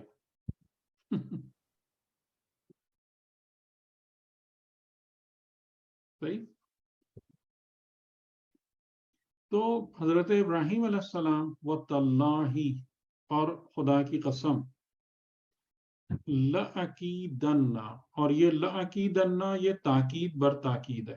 ٹھیک ہے، ایک لام کے ذریعے سے اور دوسری تاکید نون پر شد کے ذریعے سے. یعنی میں حتماً یقیناً قید کروں گا افنامکم، تمہارے اسنام کے ساتھ. اسنام یعنی جن کو تم نے بنایا ہے، جو بت ہیں. اور صنم عام طور سے مطلب ان کو کہتے ہیں کہ جو پتھر کے بنے ہوئے ہوتے ہیں، اسٹون کے مجسمے. تو ظاہراً یعنی کہ وہ کہ ان کے پاس جو غالباً یعنی اغلب جو بت تھے زیادہ تعداد میں وہ پتھر کے بنے ہوئے مجسمے تھے.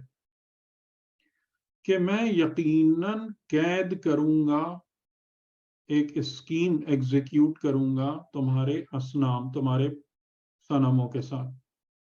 بعد ان تولوا مدبرین، جب تم اپنی پیٹھ پھیر کر چلے جاؤ گے، یعنی جب تم وہاں پہ موجود نہیں ہوگے. اور اس کا بیک گراؤنڈ کیا ہے کہ ان لوگوں کا ایک بہت بڑا سا ایرینا تھا، جسے آپ بت خانہ کہہ لیں، جس میں انہوں نے پتہ نہیں کتنے قسموں کے، کتنے سائز کے بت بنا بنا کے رکھے ہوئے تھے. پورا یعنی جیسے خود کعبے میں 360 بت تھے کہ ہر دن کے حساب سے ایک بت انہوں نے رکھا ہوا تھا، اور بھی پتہ نہیں کیا کیا ہوگا.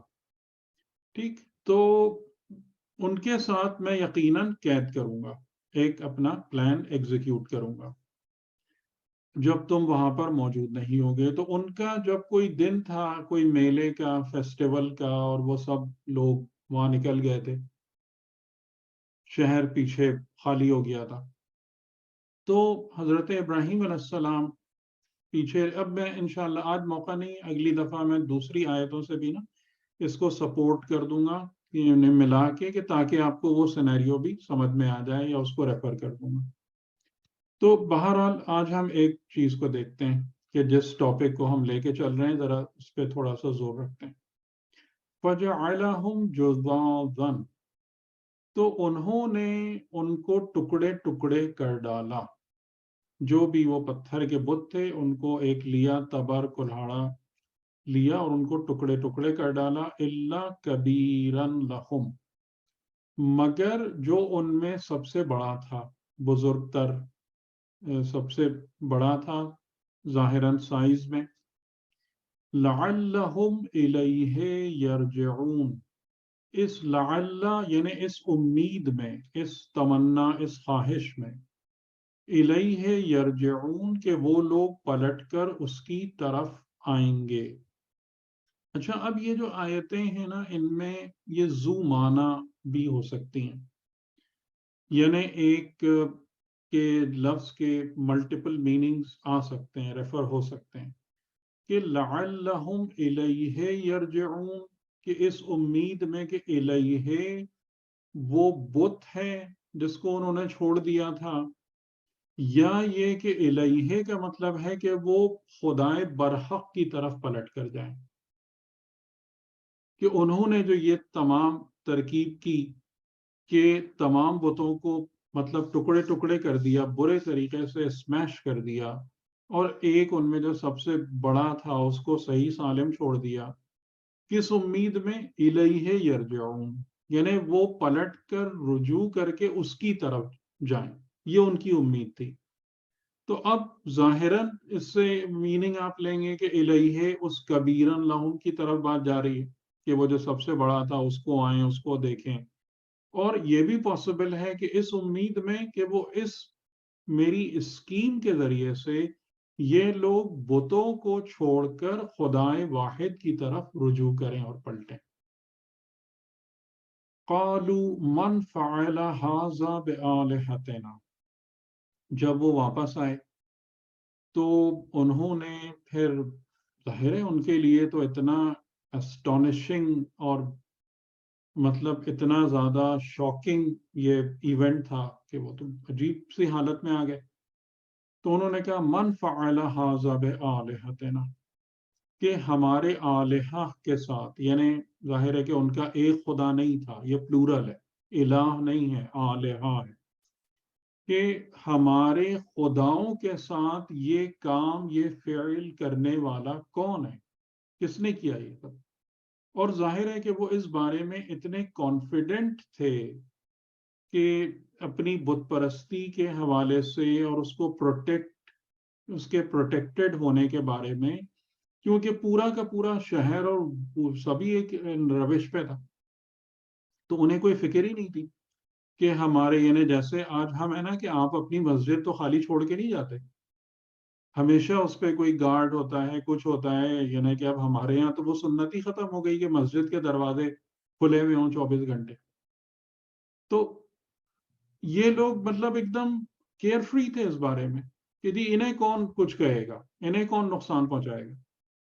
تو ان کے لیے بہت شاکنگ تھی. اور یہاں سے آپ ایک اور جملہ جو آخری ہے، انہو لمن الظالمین، آپ مجھے بتائیں کہ یہ جو جملہ ہے انہو لمن الظالمین، اس کا صحیح ترجمہ کیا بنے گا؟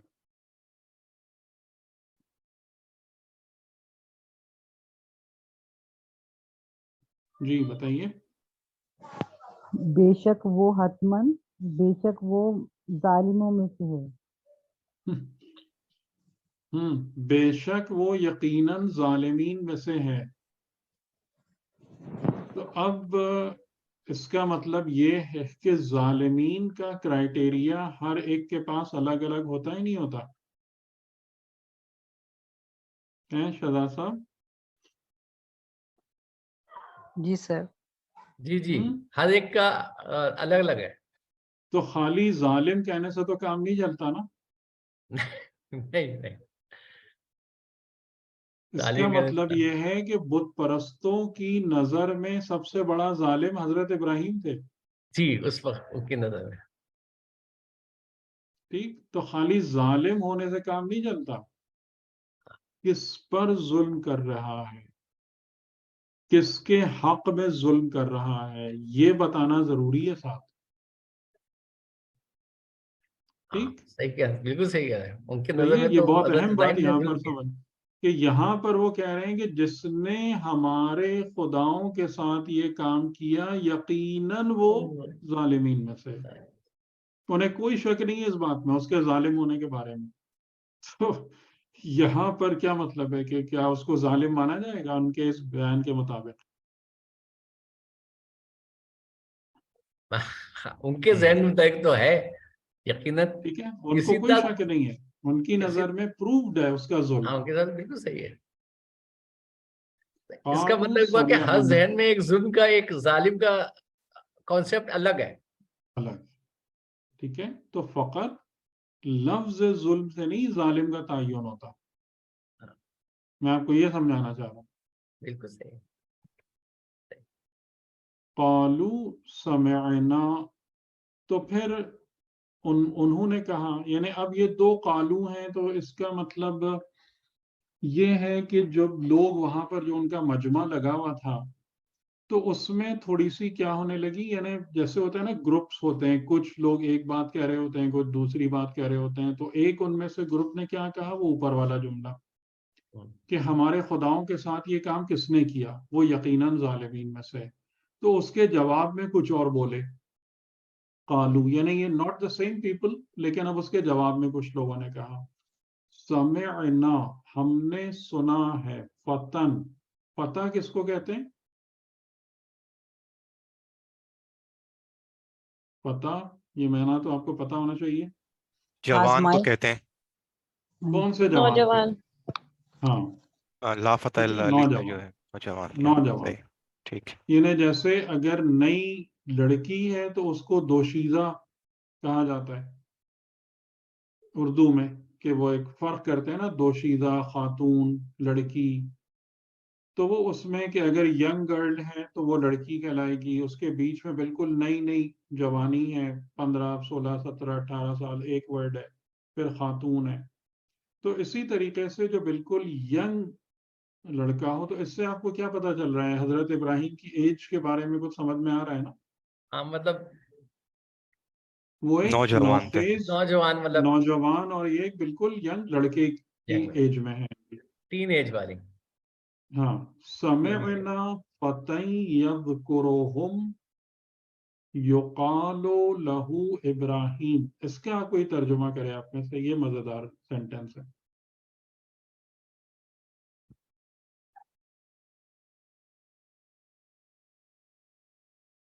اس کا کون پراپر ترجمہ کر پائے گا؟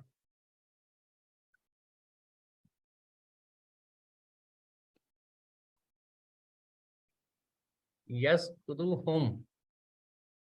ہم؟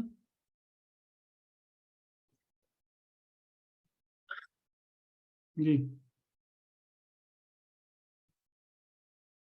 یذکرہم ویقال لہ ابراہیم.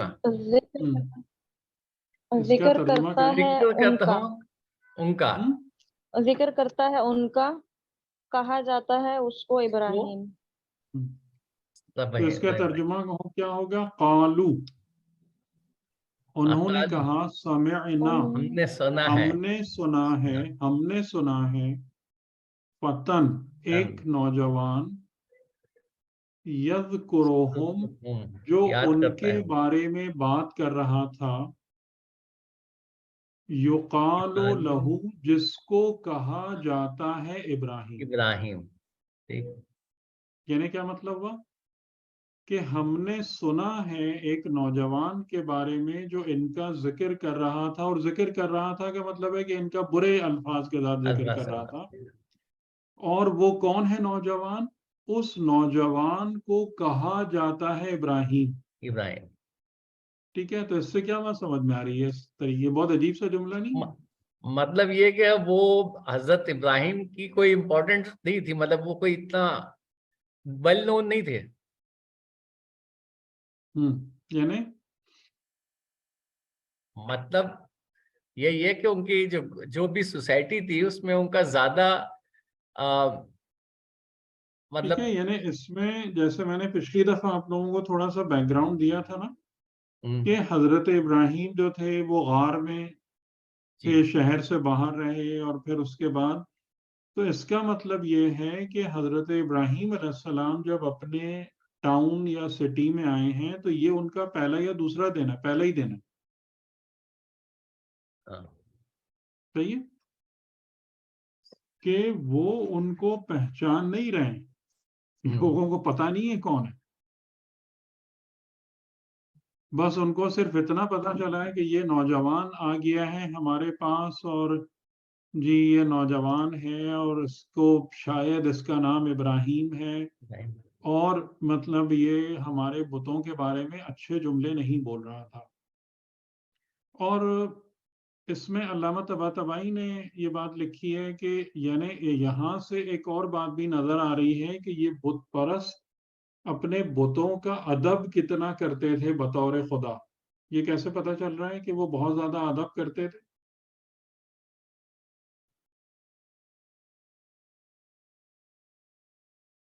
نہیں، انہوں نے ظالمین کے بارے میں جو بات کی ہے.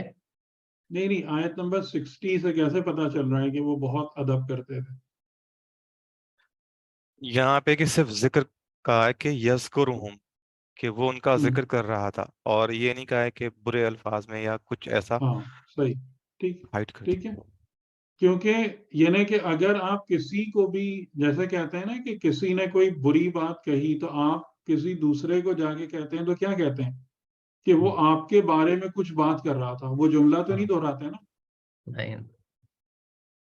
اور اگر ادب نہیں ہے تو آپ وہ اس کے منہ پہ بول دیں گے وہ آپ کو یہ بول رہا تھا. ٹھیک. تو اس میں آپ دیکھ رہے ہیں کہ قرآنی آیتوں میں جب آپ غور کرتے ہیں تو کتنی ساری باتیں اس کے اندر چھپی ہوئی ہوتی ہیں. یہ بات جی ریئلائز کر رہے ہیں؟ جی یہاں پہ ایک کہ سوال دیکھیں ایک صرف جو لہجہ ہے قرآن کا، قرآن صرف اپنے لہجے سے کتنی ساری فگریٹو ڈیٹیلز مجھے اور آپ کو بتا رہا ہے کہ اس جی جی آیت سے ہم کو یہ بات پتہ چل گئی حضرت ابراہیم بہت ینگ مین تھے، اس سے ہمیں یہ بات پتہ چل گئی کہ حضرت ابراہیم کا اپنے قوم کے ساتھ انٹریکشن کی یہ بالکل بگننگ تھی، سے پہچانتے نہیں تھے، خالی ایک ویگ سا انٹروڈکشن تھا ان کے بارے میں۔ یہاں سے ہم کو یہ بات بھی پتہ چل گئی کہ وہ لوگ جو تھے وہ اپنے خداؤں کے بارے میں بہت زیادہ عقیدت مند تھے اور بڑے ادب سے ان کے ساتھ رہتے تھے۔ ٹھیک ہے، یہ سب نظر آ رہا ہے نا یہاں پہ؟ جی بالکل، یہاں پہ ایک اور چیز بھی نظر آئی کہ نارملی جی یہ ہوتا ہے کہ جب وہ چھوٹا بچہ ہوتا ہے یعنی کہ ینگ، جی اور وہ کوئی کام کرتا ہے تو ایسے کہتے ہیں کہ فلانے کے لڑکے نے یہ کام کیا ہے یا اس کے بیٹے نے، تو اس کو ڈائریکٹلی نہیں کرتے ہیں، اس کے فادر یا اس کے گارجین کو وہاں پہ بتاتے ہیں۔ یہاں پہ ڈائریکٹ حضرت ابراہیم کا یا آزر یا ان کے والد ہاں کا نام نہیں ہے ظاہر ہے کہ کیونکہ آزر کا تو نون کوئی نہیں اس میں تھے، رول نہیں تھا نا۔ جی یعنی وہ نون نہیں تھے اتنے زیادہ وہاں پہ، کیونکہ آزر کا کون؟ رول اس طرح سے، نہیں کیونکہ نہیں، میں ہم کہہ رہا ہوں کہ جی آزر تو اس حوالے سے کہ آزر تو تھا ہی بت تراش، ہاں یہی اس بات کے ہے۔ بارے میں کون گمان کرے گا کہ وہ بت توڑ دے گا؟ تو یہ کیوں نہیں کہا کہ آزر کے بیٹے نے یہ کام کیا، کیونکہ ایک آدمی جو بت ہی بناتا ہے اور اسی کے بیٹے نے ہی یہ کام کر دیا ہے، تو نارملی یہ ہوتا ہے کہ فلانے صاحب جو خود یہ نہیں، کام کرتے تھے۔ اس کے وجہ جو ہے نا وہ یہی جی ہے کہ انہوں نے حضرت ابراہیم کو جی جی ان بتوں کے بارے میں بات کرتے ہوئے جو اوپر ہے کہ تم بھی اور سب گمراہ ہیں، تم اور تمہارے آباء و اجداد سمیت، تو انہوں نے بات کرتے ہوئے سنا تھا نا، تو ظاہر ہے کہ کسی اور پرسنالٹی کی طرف وہ بات نہیں جائے گی۔ ٹھیک ہے، یعنی اور وہ ان کا حضرت ابراہیم صحیح ہے، علیہ السلام جو ٹھیک ہے ہیں وہ یعنی ان اے وے ایک انڈیپینڈنٹلی ایکٹ کر رہے تھے اگینسٹ ایوری ون، ٹھیک ہے کہ ان کا جو طریقہ اور رویہ اور سنت تھی وہ کسی سے بھی میچ نہیں کر رہی تھی، تو گھر خاندان تو بیچ میں آنے کی کوئی بات ہی نہیں تھی۔ ٹھیک ہے۔ اچھا، اوپر والی آیت میں لیمنس لیمنس لمن الظالم۔ لیمنس ظالمین، تو یہاں پہ ایک گروپ کی طرف اشارہ کیا گیا ہے، ظالمین، وہ ظالمین میں سے ہے۔ ظالمین میں سے تو ہے۔ تو اس کا مطلب یہ ہے کہ بت پرستوں کے نزدیک یا اگینسٹ اس وقت کوئی گروپ موجود تھا جس کو وہ اپنا اینٹی سمجھ رہے تھے، اور اس کو کہتے کہ یہ اس ہمارے اینٹی گروپ میں یا سے ہے۔ اس سے زیادہ جو بات سمجھ میں آتی ہے وہ یہ سمجھ میں آتی ہے کہ ان کی نظر میں ظلم اور عدل کا ایک کرائٹیریا تھا اچھا کہ جو اس بت پرستی کے کام میں انوالو ہے، اس کے ساتھ لگا ہوا ہے، وہ عدل پر ہے، حق پر ہے، اور جو بھی اس کے اگینسٹ ہے اور اس کے مخالف سمت میں جاتا ہے وہ ظالم۔ اور اس سے بڑا ظالم کون ہو سکتا ہے کہ جو بتوں کو نہ مانے تو ایک الگ بات ہے، وہ بت توڑنے پر آ جائے، اس سے بڑا ظالم کون ہو سکتا ہے؟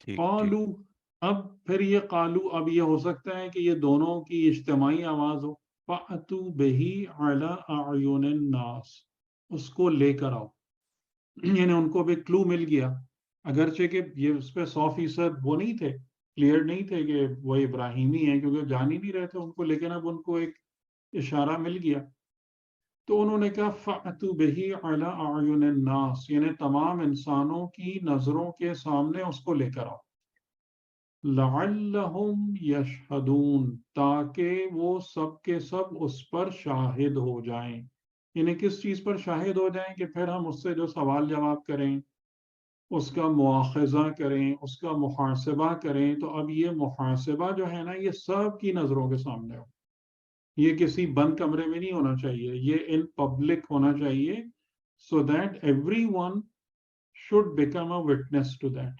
اب آپ یہاں پہ دیکھ رہے ہیں کہ یعنی اس سے جو ہے نا یہاں بھی ہمیں اپنے دور کی بڑی چیزوں کو سمجھنے میں مدد ملتی ہے کہ آپ اس بات کو دیکھ رہے ہیں کہ اگر آپ خالی بت پرستی نکال دیں بیچ میں سے، تو ان کے جتنے بھی جو یہ باتیں کر رہے ہیں سب کی سب بالکل مناسب اور عقل والی باتیں کر رہے ہیں، ایسا ہے یا نہیں؟ صحیح ہے, ٹھیک کہہ رہے ہیں, ہاں صحیح بالکل کہہ رہے صحیح ہیں ہے, نا ہاں کہ بالکل. وہ کہہ اگر رہے ہیں بھائی کہ کوئی ظالم ہے اور کسی ہاں نے ظلم کیا ہے تو اس کو کسی کونے خدرے میں لے جا کے سزا نہیں ہونی چاہیے. ہاں پبلک کے سامنے اس لے کو گئے. لے کر آؤ, پبلک کے سامنے لاؤ, اس کو سب لوگ وٹنس ہوں, سب کی نظروں کے سامنے اس پر مقدمہ چلے. تو آج کل بھی آپ یہ دیکھتے ہیں کہ جو مطلب لوگ ہیں, حکومتیں ہیں ادھر ادھر کی, ان کو آپ کو اگر آپ دیکھیں گے نا تو 90% باتیں آپ کو لگے گا یہ بالکل صحیح بات کر رہے ہیں.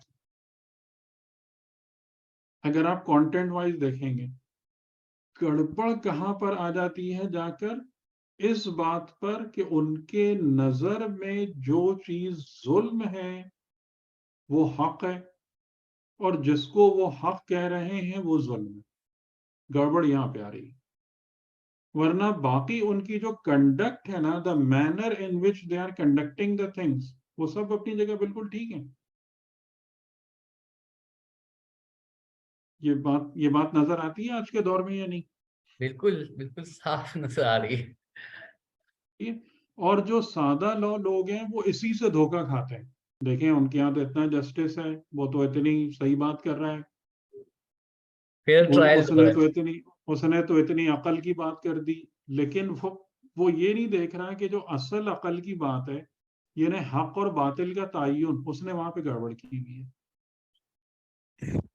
اچھا, اس میں یہ ٹرائل والی بات ہے نا, وہ تو ٹھیک ہے, لیکن ایک اور چیز بھی لگ رہی ہے. پہلے والی آیت میں کہا تھا کہ وہ ذکر کرتا ہے برے الفاظ میں, یعنی ہمارے بتوں کے بارے میں, لیکن کچھ لوگوں نے یہ رپورٹ کیا تھا, سب اس بارے میں نہیں جانتے تھے. تو اگلی آیت میں کہا ہے کہ ٹھیک ہے, ذرا ان کو لاؤ اور ہم دیکھیں کہ وہ ہمارے سامنے بھی وہ ذکر کرتا ہے برے الفاظ میں, تاکہ ہم سب شاہد ہو جائیں کہ ہاں وہ تو مطلب برا اب بول. اس سے ہم سوال جواب کریں گے. جی ٹھیک ہے, سوال جواب کریں گے, اور اس سوال جواب پر سب لوگ گواہ بنیں سب کی نظروں کے سامنے. ٹھیک ہے, کہ اس کا کیا پوائنٹ آف ویو ہے ہمارے بتوں کے بارے میں. یعنی کہ یہ کس نے کیا, انہوں نے کیا نہیں کیا, مطلب پوائنٹ آف ویو اچھا کی تو انہیں مسئلہ نہیں تھا, یہ اچھا کام کس نے کیا, یہ مین پرابلم تھی. قالوا ٹھیک. أأنت فعلت هذا بآلهتنا یا ابراہیم. اب انہوں نے ان سے کہا, ظاہر ہے جب حضرت ابراہیم کو پکڑ کے لایا گیا وہاں پر اس مجمع کے سامنے, تو اب وہ بولے, یعنی قالو ایک نہیں, سب نے ان سے سوال کیا, أأنت کیا تم ہو, فعلت یہ فعل جس نے فعل کیا, ہاذا یہ فعل, دس ورک, بآلہتنا ہمارے آلہہ کے ساتھ, یا ابراہیم اے ابراہیم. صحیح. اور یہاں پر اس میں جو اصل زور ہے یہ جملے میں, اس میں جملے سے کیا سمجھ میں آ رہا ہے کہ اصل زور کس پر ہے؟ ابراہیم پر زور ہے, ابراہیم تم پر. پر زور ہے, اچھا, فعل پر ابراہیم. زور بعد میں آ رہا ہے. ہاں ٹھیک ہے, یعنی you who have done this to our gods, you پر اصل زور ہے. ٹھیک ہے, کہ تم ہو کہ جس نے یہ کام کیا ہے ہمارے خداؤں کے ساتھ, یا اور ابراہیم کا نام سب سے آخر میں. قال بل فعلہ کبیرہم. اب یہ جملہ جو ہے نا, ظاہر ہے اس قسم کے جملے سے بعض اوقات ہم لوگوں کو بھی ایک تھوڑی پریشانی ہوتی ہے کہ یہ یعنی کہ پیغمبر جو ہیں وہ بھی غلط بیانی کر رہے ہیں, یہ کیا کر رہے ہیں. قال بل فعلہ, حضرت ابراہیم نے کہا بلکہ فعلہ, اس کو کیا ہے, اس کو فعلیت میں کون لایا ہے, کبیرہم, جو ان کا سب سے بڑا ہے, کبیرہم ھذا. ٹھیک ہے, اس کا جو سب سے بڑا ہے, فاسألوہم. اب وہ اس کے بعد انہوں نے کیا کہا, فاسألوہم, ان سے پوچھو, چھو ان کانوں ان سے اس سے نہیں. کتنے بت بچے تھے وہاں پر, ایک, ایک. ہاں لیکن فاسألو کے ساتھ فاسألو ہو نہیں ہے کہ اس سے پوچھو کہ اس نے ان کو کیوں توڑ دیا. فاسألوہم, ان سے پوچھو کہ ان کو کس نے توڑ دیا. آ رہی ہے بات سمجھ میں؟ یہ بہت ہوں. بالکل بالکل زبردست. ٹھیک. फस्अलूहुम इन कानू यंतकून, अगर वो नुत्क करते हैं या कर सकते हैं। नुत्क का माना आपको पता है, ये भी बड़ा रुश्द की मानन जो है ना, ये वर्ड भी बहुत एक स्पेसिफिक मीनिंग रखता है और बहुत काबिल तवज्जो है। नुत्क, नून पोए काफ, क्या मतलब होता है नुत्क का? नुत्क का मतलब बात करने वाली तो कहते हैं आमतौर पर जो बात कर सके, मतलब जो जिसको कहना चाहिए कि बामायनी कोई नहीं, इसको बामायनी लिख लीजिए, रीजन। मैं भी लिख दूंगा। जी जी जी, हाँ सॉरी, आपकी बात काट दी मैंने। मतलब काबिल फहम बात कर सके। नुत्क का मतलब होता है होशो हवास और अक्ल के साथ कलाम करना। अच्छा, ठीक है। और जो गुफ्तगू हालते यानी जो नुत्क होती है, फिर वो कलमा और कलाम होती है। वरना बाज़ औक़ात इंसान गुस्से की आलम में, जुनून के आलम में भी मुंह से लफ्ज निकलते हैं कि नहीं, वो नुत्क नहीं है। और उनको क्या कहते हैं, उन अल्फाज को क्या कहते हैं? मुहमलात, मुहमल। सही बात समझ में आ रही? जी सही। तो जहां भी आप उस किस्म की गुफ्तगू यानी कलाम की तरफ इशारा करेंगे कि जो बामानी है, होता है, जिसके अंदर एक मीनिंग होती है, जिसके अंदर एक सेंस होता है, तो वो किसकी पैदावार होता है? नुत्क की। ठीक। तो ये मतलब कुरान करीम के अंदर इसमें ये नुत्क के हवाले से एक दो और भी इंशाअल्लाह, अब तो टाइम हमारा काफी हो गया, मैं आपको और एक आध एग्जांपल से भी समझाऊंगा कि ये अगर होश हवास शऊर वाला कलाम कर सकते हों ये बुत, तो इनसे पूछो इनको किसने तोड़ा। ठीक है, कि उन्होंने कहा बल फ़अलहु कबीरुहुम, जो इनका बुजुर्ग है। अब यहाँ भी जाहिरन ये चीज किसकी तरफ जा रही है? उस बड़े वाले बुत की तरफ जा रही है। ठीक है, जाहिरन उस बड़े वाले बुत की तरफ के जो इनका बड़ा है। लेकिन यहाँ भी आप क्या माना ले सकते हैं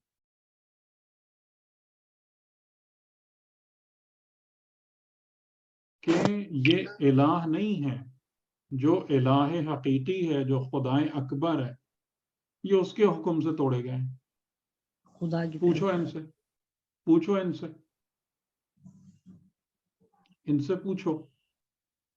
तो अब देखिए, अब ये जुमला जो है ना, ये जुमला जो मैं जिसकी तरफ आपको कह रहा था कि बुत शिकनी क्या होती है, आप लोग आमतौर से या हम लोग आमतौर से क्या समझते हैं? हजरत इब्राहिम की बुत शिकनी क्या थी? कुल्हाड़ी लेके बुत तोड़ दिए फिजिकल। बुत तोड़ दी जी। आयत नंबर 64 क्या कह रही है? फरजाऊ इला अनफुसिहिम, जब हजरत इब्राहिम अलैहिस्सलाम ने उनसे ये कहा कि इनसे पूछो, इन सब से जो टूटे पड़े हैं, अगर ये नुत्क कर सकते हैं तो इस जुमले ने उनको किस तरफ मोड़ दिया? फरजाऊ इला अनफुसिहिम, अपने नफूस। ये है बुत शिकनी। ओ बुत शिकनी कहाँ पर हो रही है? उनको तोड़ने में नहीं हो रही है। अपने तो मैं नफ्स। आपसे क्या कह रहा था कि बुत परस्ती ही समझ में नहीं आती तो बुत शिकनी कहाँ से होगी? अब क्लियर हो रहा है आपको? फरजाऊ इला अनफुसिहिम, जब अब जो हजरत इब्राहिम अलैहिस्सलाम ने ये जुमला कहा उनसे कि फसअलूहुम इन कानू यंतकून, सवाल करो इनसे अगर ये नुत्क करते हैं, तो वो अपने नफूस की तरफ मुतवज्जे वे पलटे। फ़क़ालू, और उन्होंने कहा, इन्नकुम अंतुमुज़्ज़ालिमून। इस आखिरी जुमले का क्या मतलब है? इन्नकुम अंतुमुज़्ज़ालिमून, कि बेशक तुम ही हो जुल्म करने वाले में से, खुद बेशक जालिम, तुम, खुद जालिम हो। سب کے سب تم اب ظلم کا کرائٹیریا بدل گیا یا نہیں بدل گیا؟ ہاں ابھی تھوڑی دیر پہلے کون ظالم دکھ رہا تھا ان کو؟ بت توڑنے والا. ہاں اب جو حضرت ابراہیم علیہ السلام نے جو کام کیا، اب ان کو ظالم کون دکھ رہا ہے؟ بت کو پوجنے والا.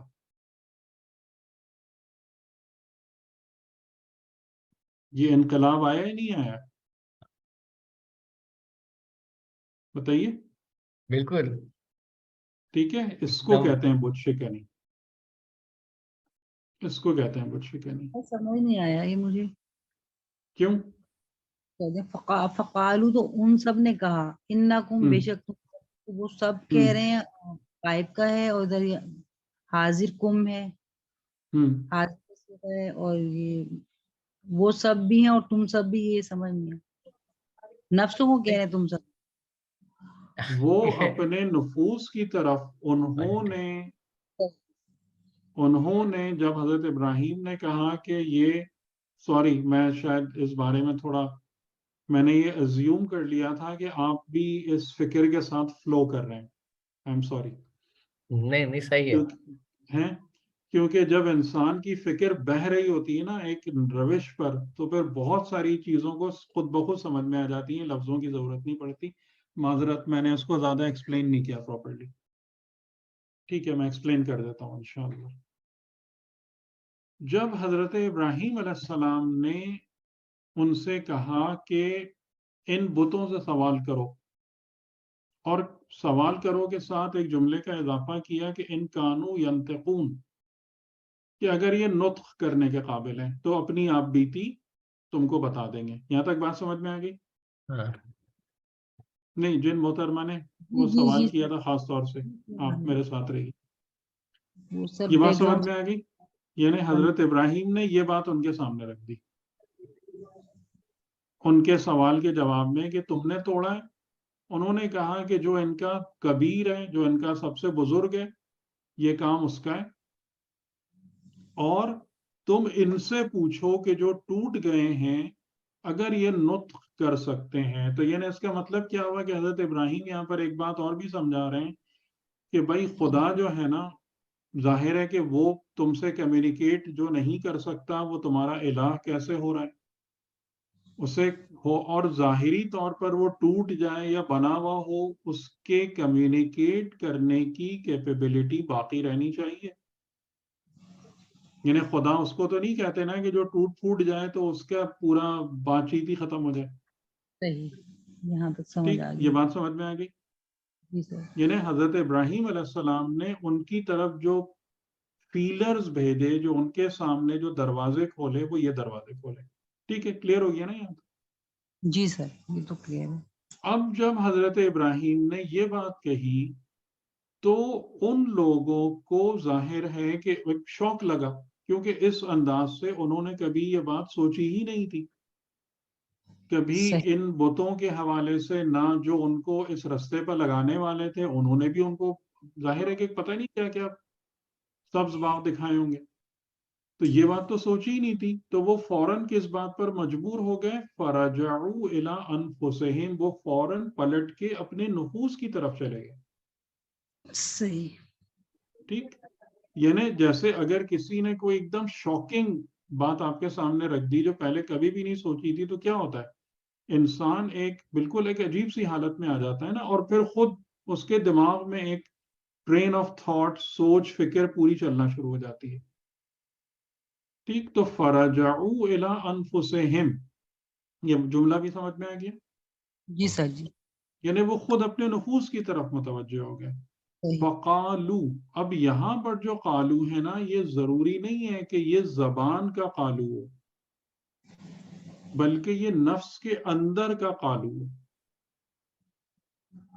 صحیح. ٹھیک، کہ جب وہ اپنے نفوس کی طرف متوجہ ہوئے، اور جو حضرت ابراہیم علیہ السلام نے ان کے سامنے جو نقطہ رکھا تھا کہ ان کے سامنے کہ یہ اپنی حالت تمہیں خود بتائیں گے، انہوں نے جب یہ دیکھا کہ یہ ٹوٹ گئے، اپنا دفاع نہیں کر پائے، یہ بول نہیں سکتے، اپنی حالت نہیں بتا سکتے، اپنے آپ کو ڈیفینڈ نہیں کر سکتے، تو پھر یہ کس بات کے خدا ہیں؟ تو فقالو یعنی کہ ان کی ہدایت فطری میں سے آواز نکلی کہ بے شک تم سب کے سب ظالم ہو کہ تم ایسوں کو پوچھتے ہو. اب آئی بات سمجھ میں؟ جی سر آگے.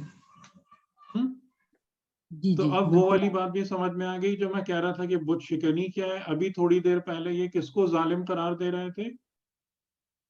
حضرت ابراہیم بت کو. توڑنے والے کو. ٹھیک، توڑنے والے کو. اور اب ان کے نفس کس کو ظالم قرار دے رہے ہیں؟ کہ جو بت پوج رہے ہیں. یہ ہے انقلاب. انقلاب، یہ اس کو کہتے ہیں انقلاب. ٹھیک، اور یہ بت شکنی. اور اسی بات سے ابو لہب اور ابو جہل اور ولید اور عتبہ اور شیبہ کا دم نکل رہا تھا کہ اگر محمد کی بات لوگوں نے قبول کرنا شروع کر دی تو کیا ہوگا کہ ان نفوس میں ہم نے جو یہ بتوں کی احترام اور محبت اور یہ سب جو گزائی ہوئی ہے وہ کٹ آف ہو جائے گی، اور پھر اس سے ظاہر ہے کہ ان کے جتنے اپنے مالی فوائد اور یہ سب تھے سب ختم ہو جائیں گے. تو اب یہ آپ کی مرضی ہے کہ اب آپ جو ہیں وہ کلہاڑی سے توڑنے کو بت شکنی قرار دیں یا اس چیز کو بت شکنی قرار دیں. آپ کو کیا بات لاجیکل لگتی ہے؟ اس چیز کو سر نفس کی فرجعوا ٹھیک ہے، الی انفسہم. تو یہ بہت ڈیفیکلٹ ہے یا نہیں؟ اور آپ مجھے بتائیں کہ جتنے بھی لوگ بات کر رہے ہوتے ہیں طاغوت کے خلاف، ان میں سے کتنوں کی توجہ اس بت شکنی کی طرف ہے؟ اس کی طرف تو ہے ہی نہیں سر، بالکل بھی نہیں ہے. ٹھیک، اور بس یہ آیت ہم اور دیکھ لیتے ہیں. ثم نکسوا علی رؤوسہم، اور پھر انہوں نے کیا کیا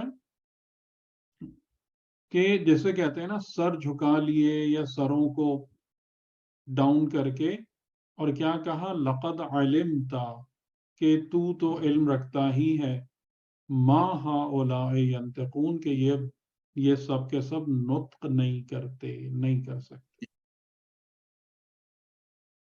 ٹھیک، اب اس کے بعد پھر حضرت ابراہیم نے اپنا آرگیومنٹ دیا اور وہ سب. اب دیکھیں وہ ایک الگ بات ہے کہ مجھے امیر المومنین علیہ السلام کا ایک جملہ یاد آتا ہے، بلکہ چھوٹا سا پیراگراف خطبہ نمبر 106 میں، کہ یہ مجھے بہت ہی خوبصورت لگتا ہے. یہ پیسج نا بہت خوبصورت لگتا ہے کہ کچھ کلمات ایسے ہوتے ہیں نا کہ جو آپ کو اتنے حسین لگتے ہیں کہ بس آپ چاہتے ہیں کہ اپنے دل دماغ میں بسا لیں. یہ مجھے ایسا لگتا ہے کہ پیغمبر اکرم کو امیر المومنین علیہ السلام نے کن لفظوں میں وہ کرائے کہ وہ ایک طبیب ہے. طبیب دوار بطبہ، رسول خدا کے بارے میں فرمایا کہ رسول کون ہے؟ ایک طبیب ہے، ڈاکٹر ہے. دوارن جو مسلسل حرکت میں ہے، وہ ایک کلینک میں بیٹھنے والا اور انتظار کرنے والا طبیب نہیں ہے کہ مریض میرے پاس آئے گا. دوارن مسلسل دورے پر ہے، بے طبہ ہی اپنی دواؤں کے ساتھ. احکما مراہمہ، اس نے اپنے مرہموں کو اچھے طریقے سے کمپلیٹ کر کے رکھا ہوا ہے، اور جتنے سرجری کے آلات ہیں وہ پرفیکشن کے ساتھ اس نے اپنے پاس رکھے ہوئے ہیں. مجھے اتنی خوبصورت لگتی ہے نا یہ تعبیر جو آپ نے رسول خدا کے بارے میں بیان فرمائی.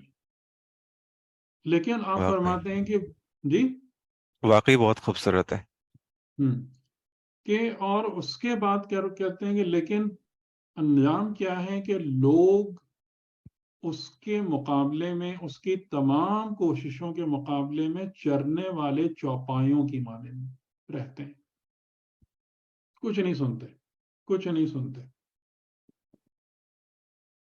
ان کی زندگی جو ہے نا وہی چرنا چگنا کھیلنا کودنا وہی سب رہتی.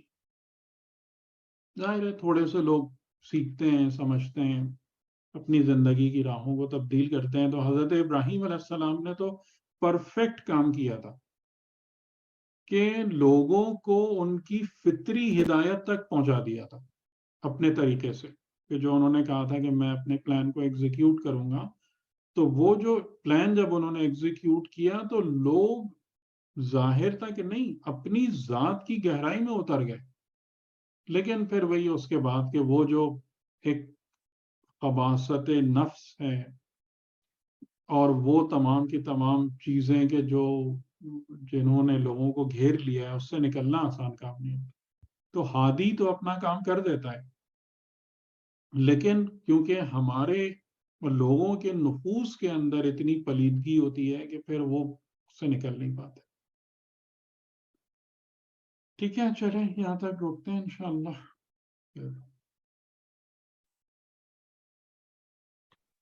بہت شکریہ سر، بہت شکریہ. حقیقتاً آج جی بشکنی کا مطلب سمجھ میں آیا، اور انشاءاللہ اس آیات کو در کر کے اپنی بھی بشکنی کریں انشاءاللہ. خدا آپ کو سلامت رکھیں. چلیں، فی امان اللہ. جی جزاک اللہ، جزاک اللہ بہت صاحب، شکریہ. بہت شکریہ. اللہ حافظ. جزاک اللہ.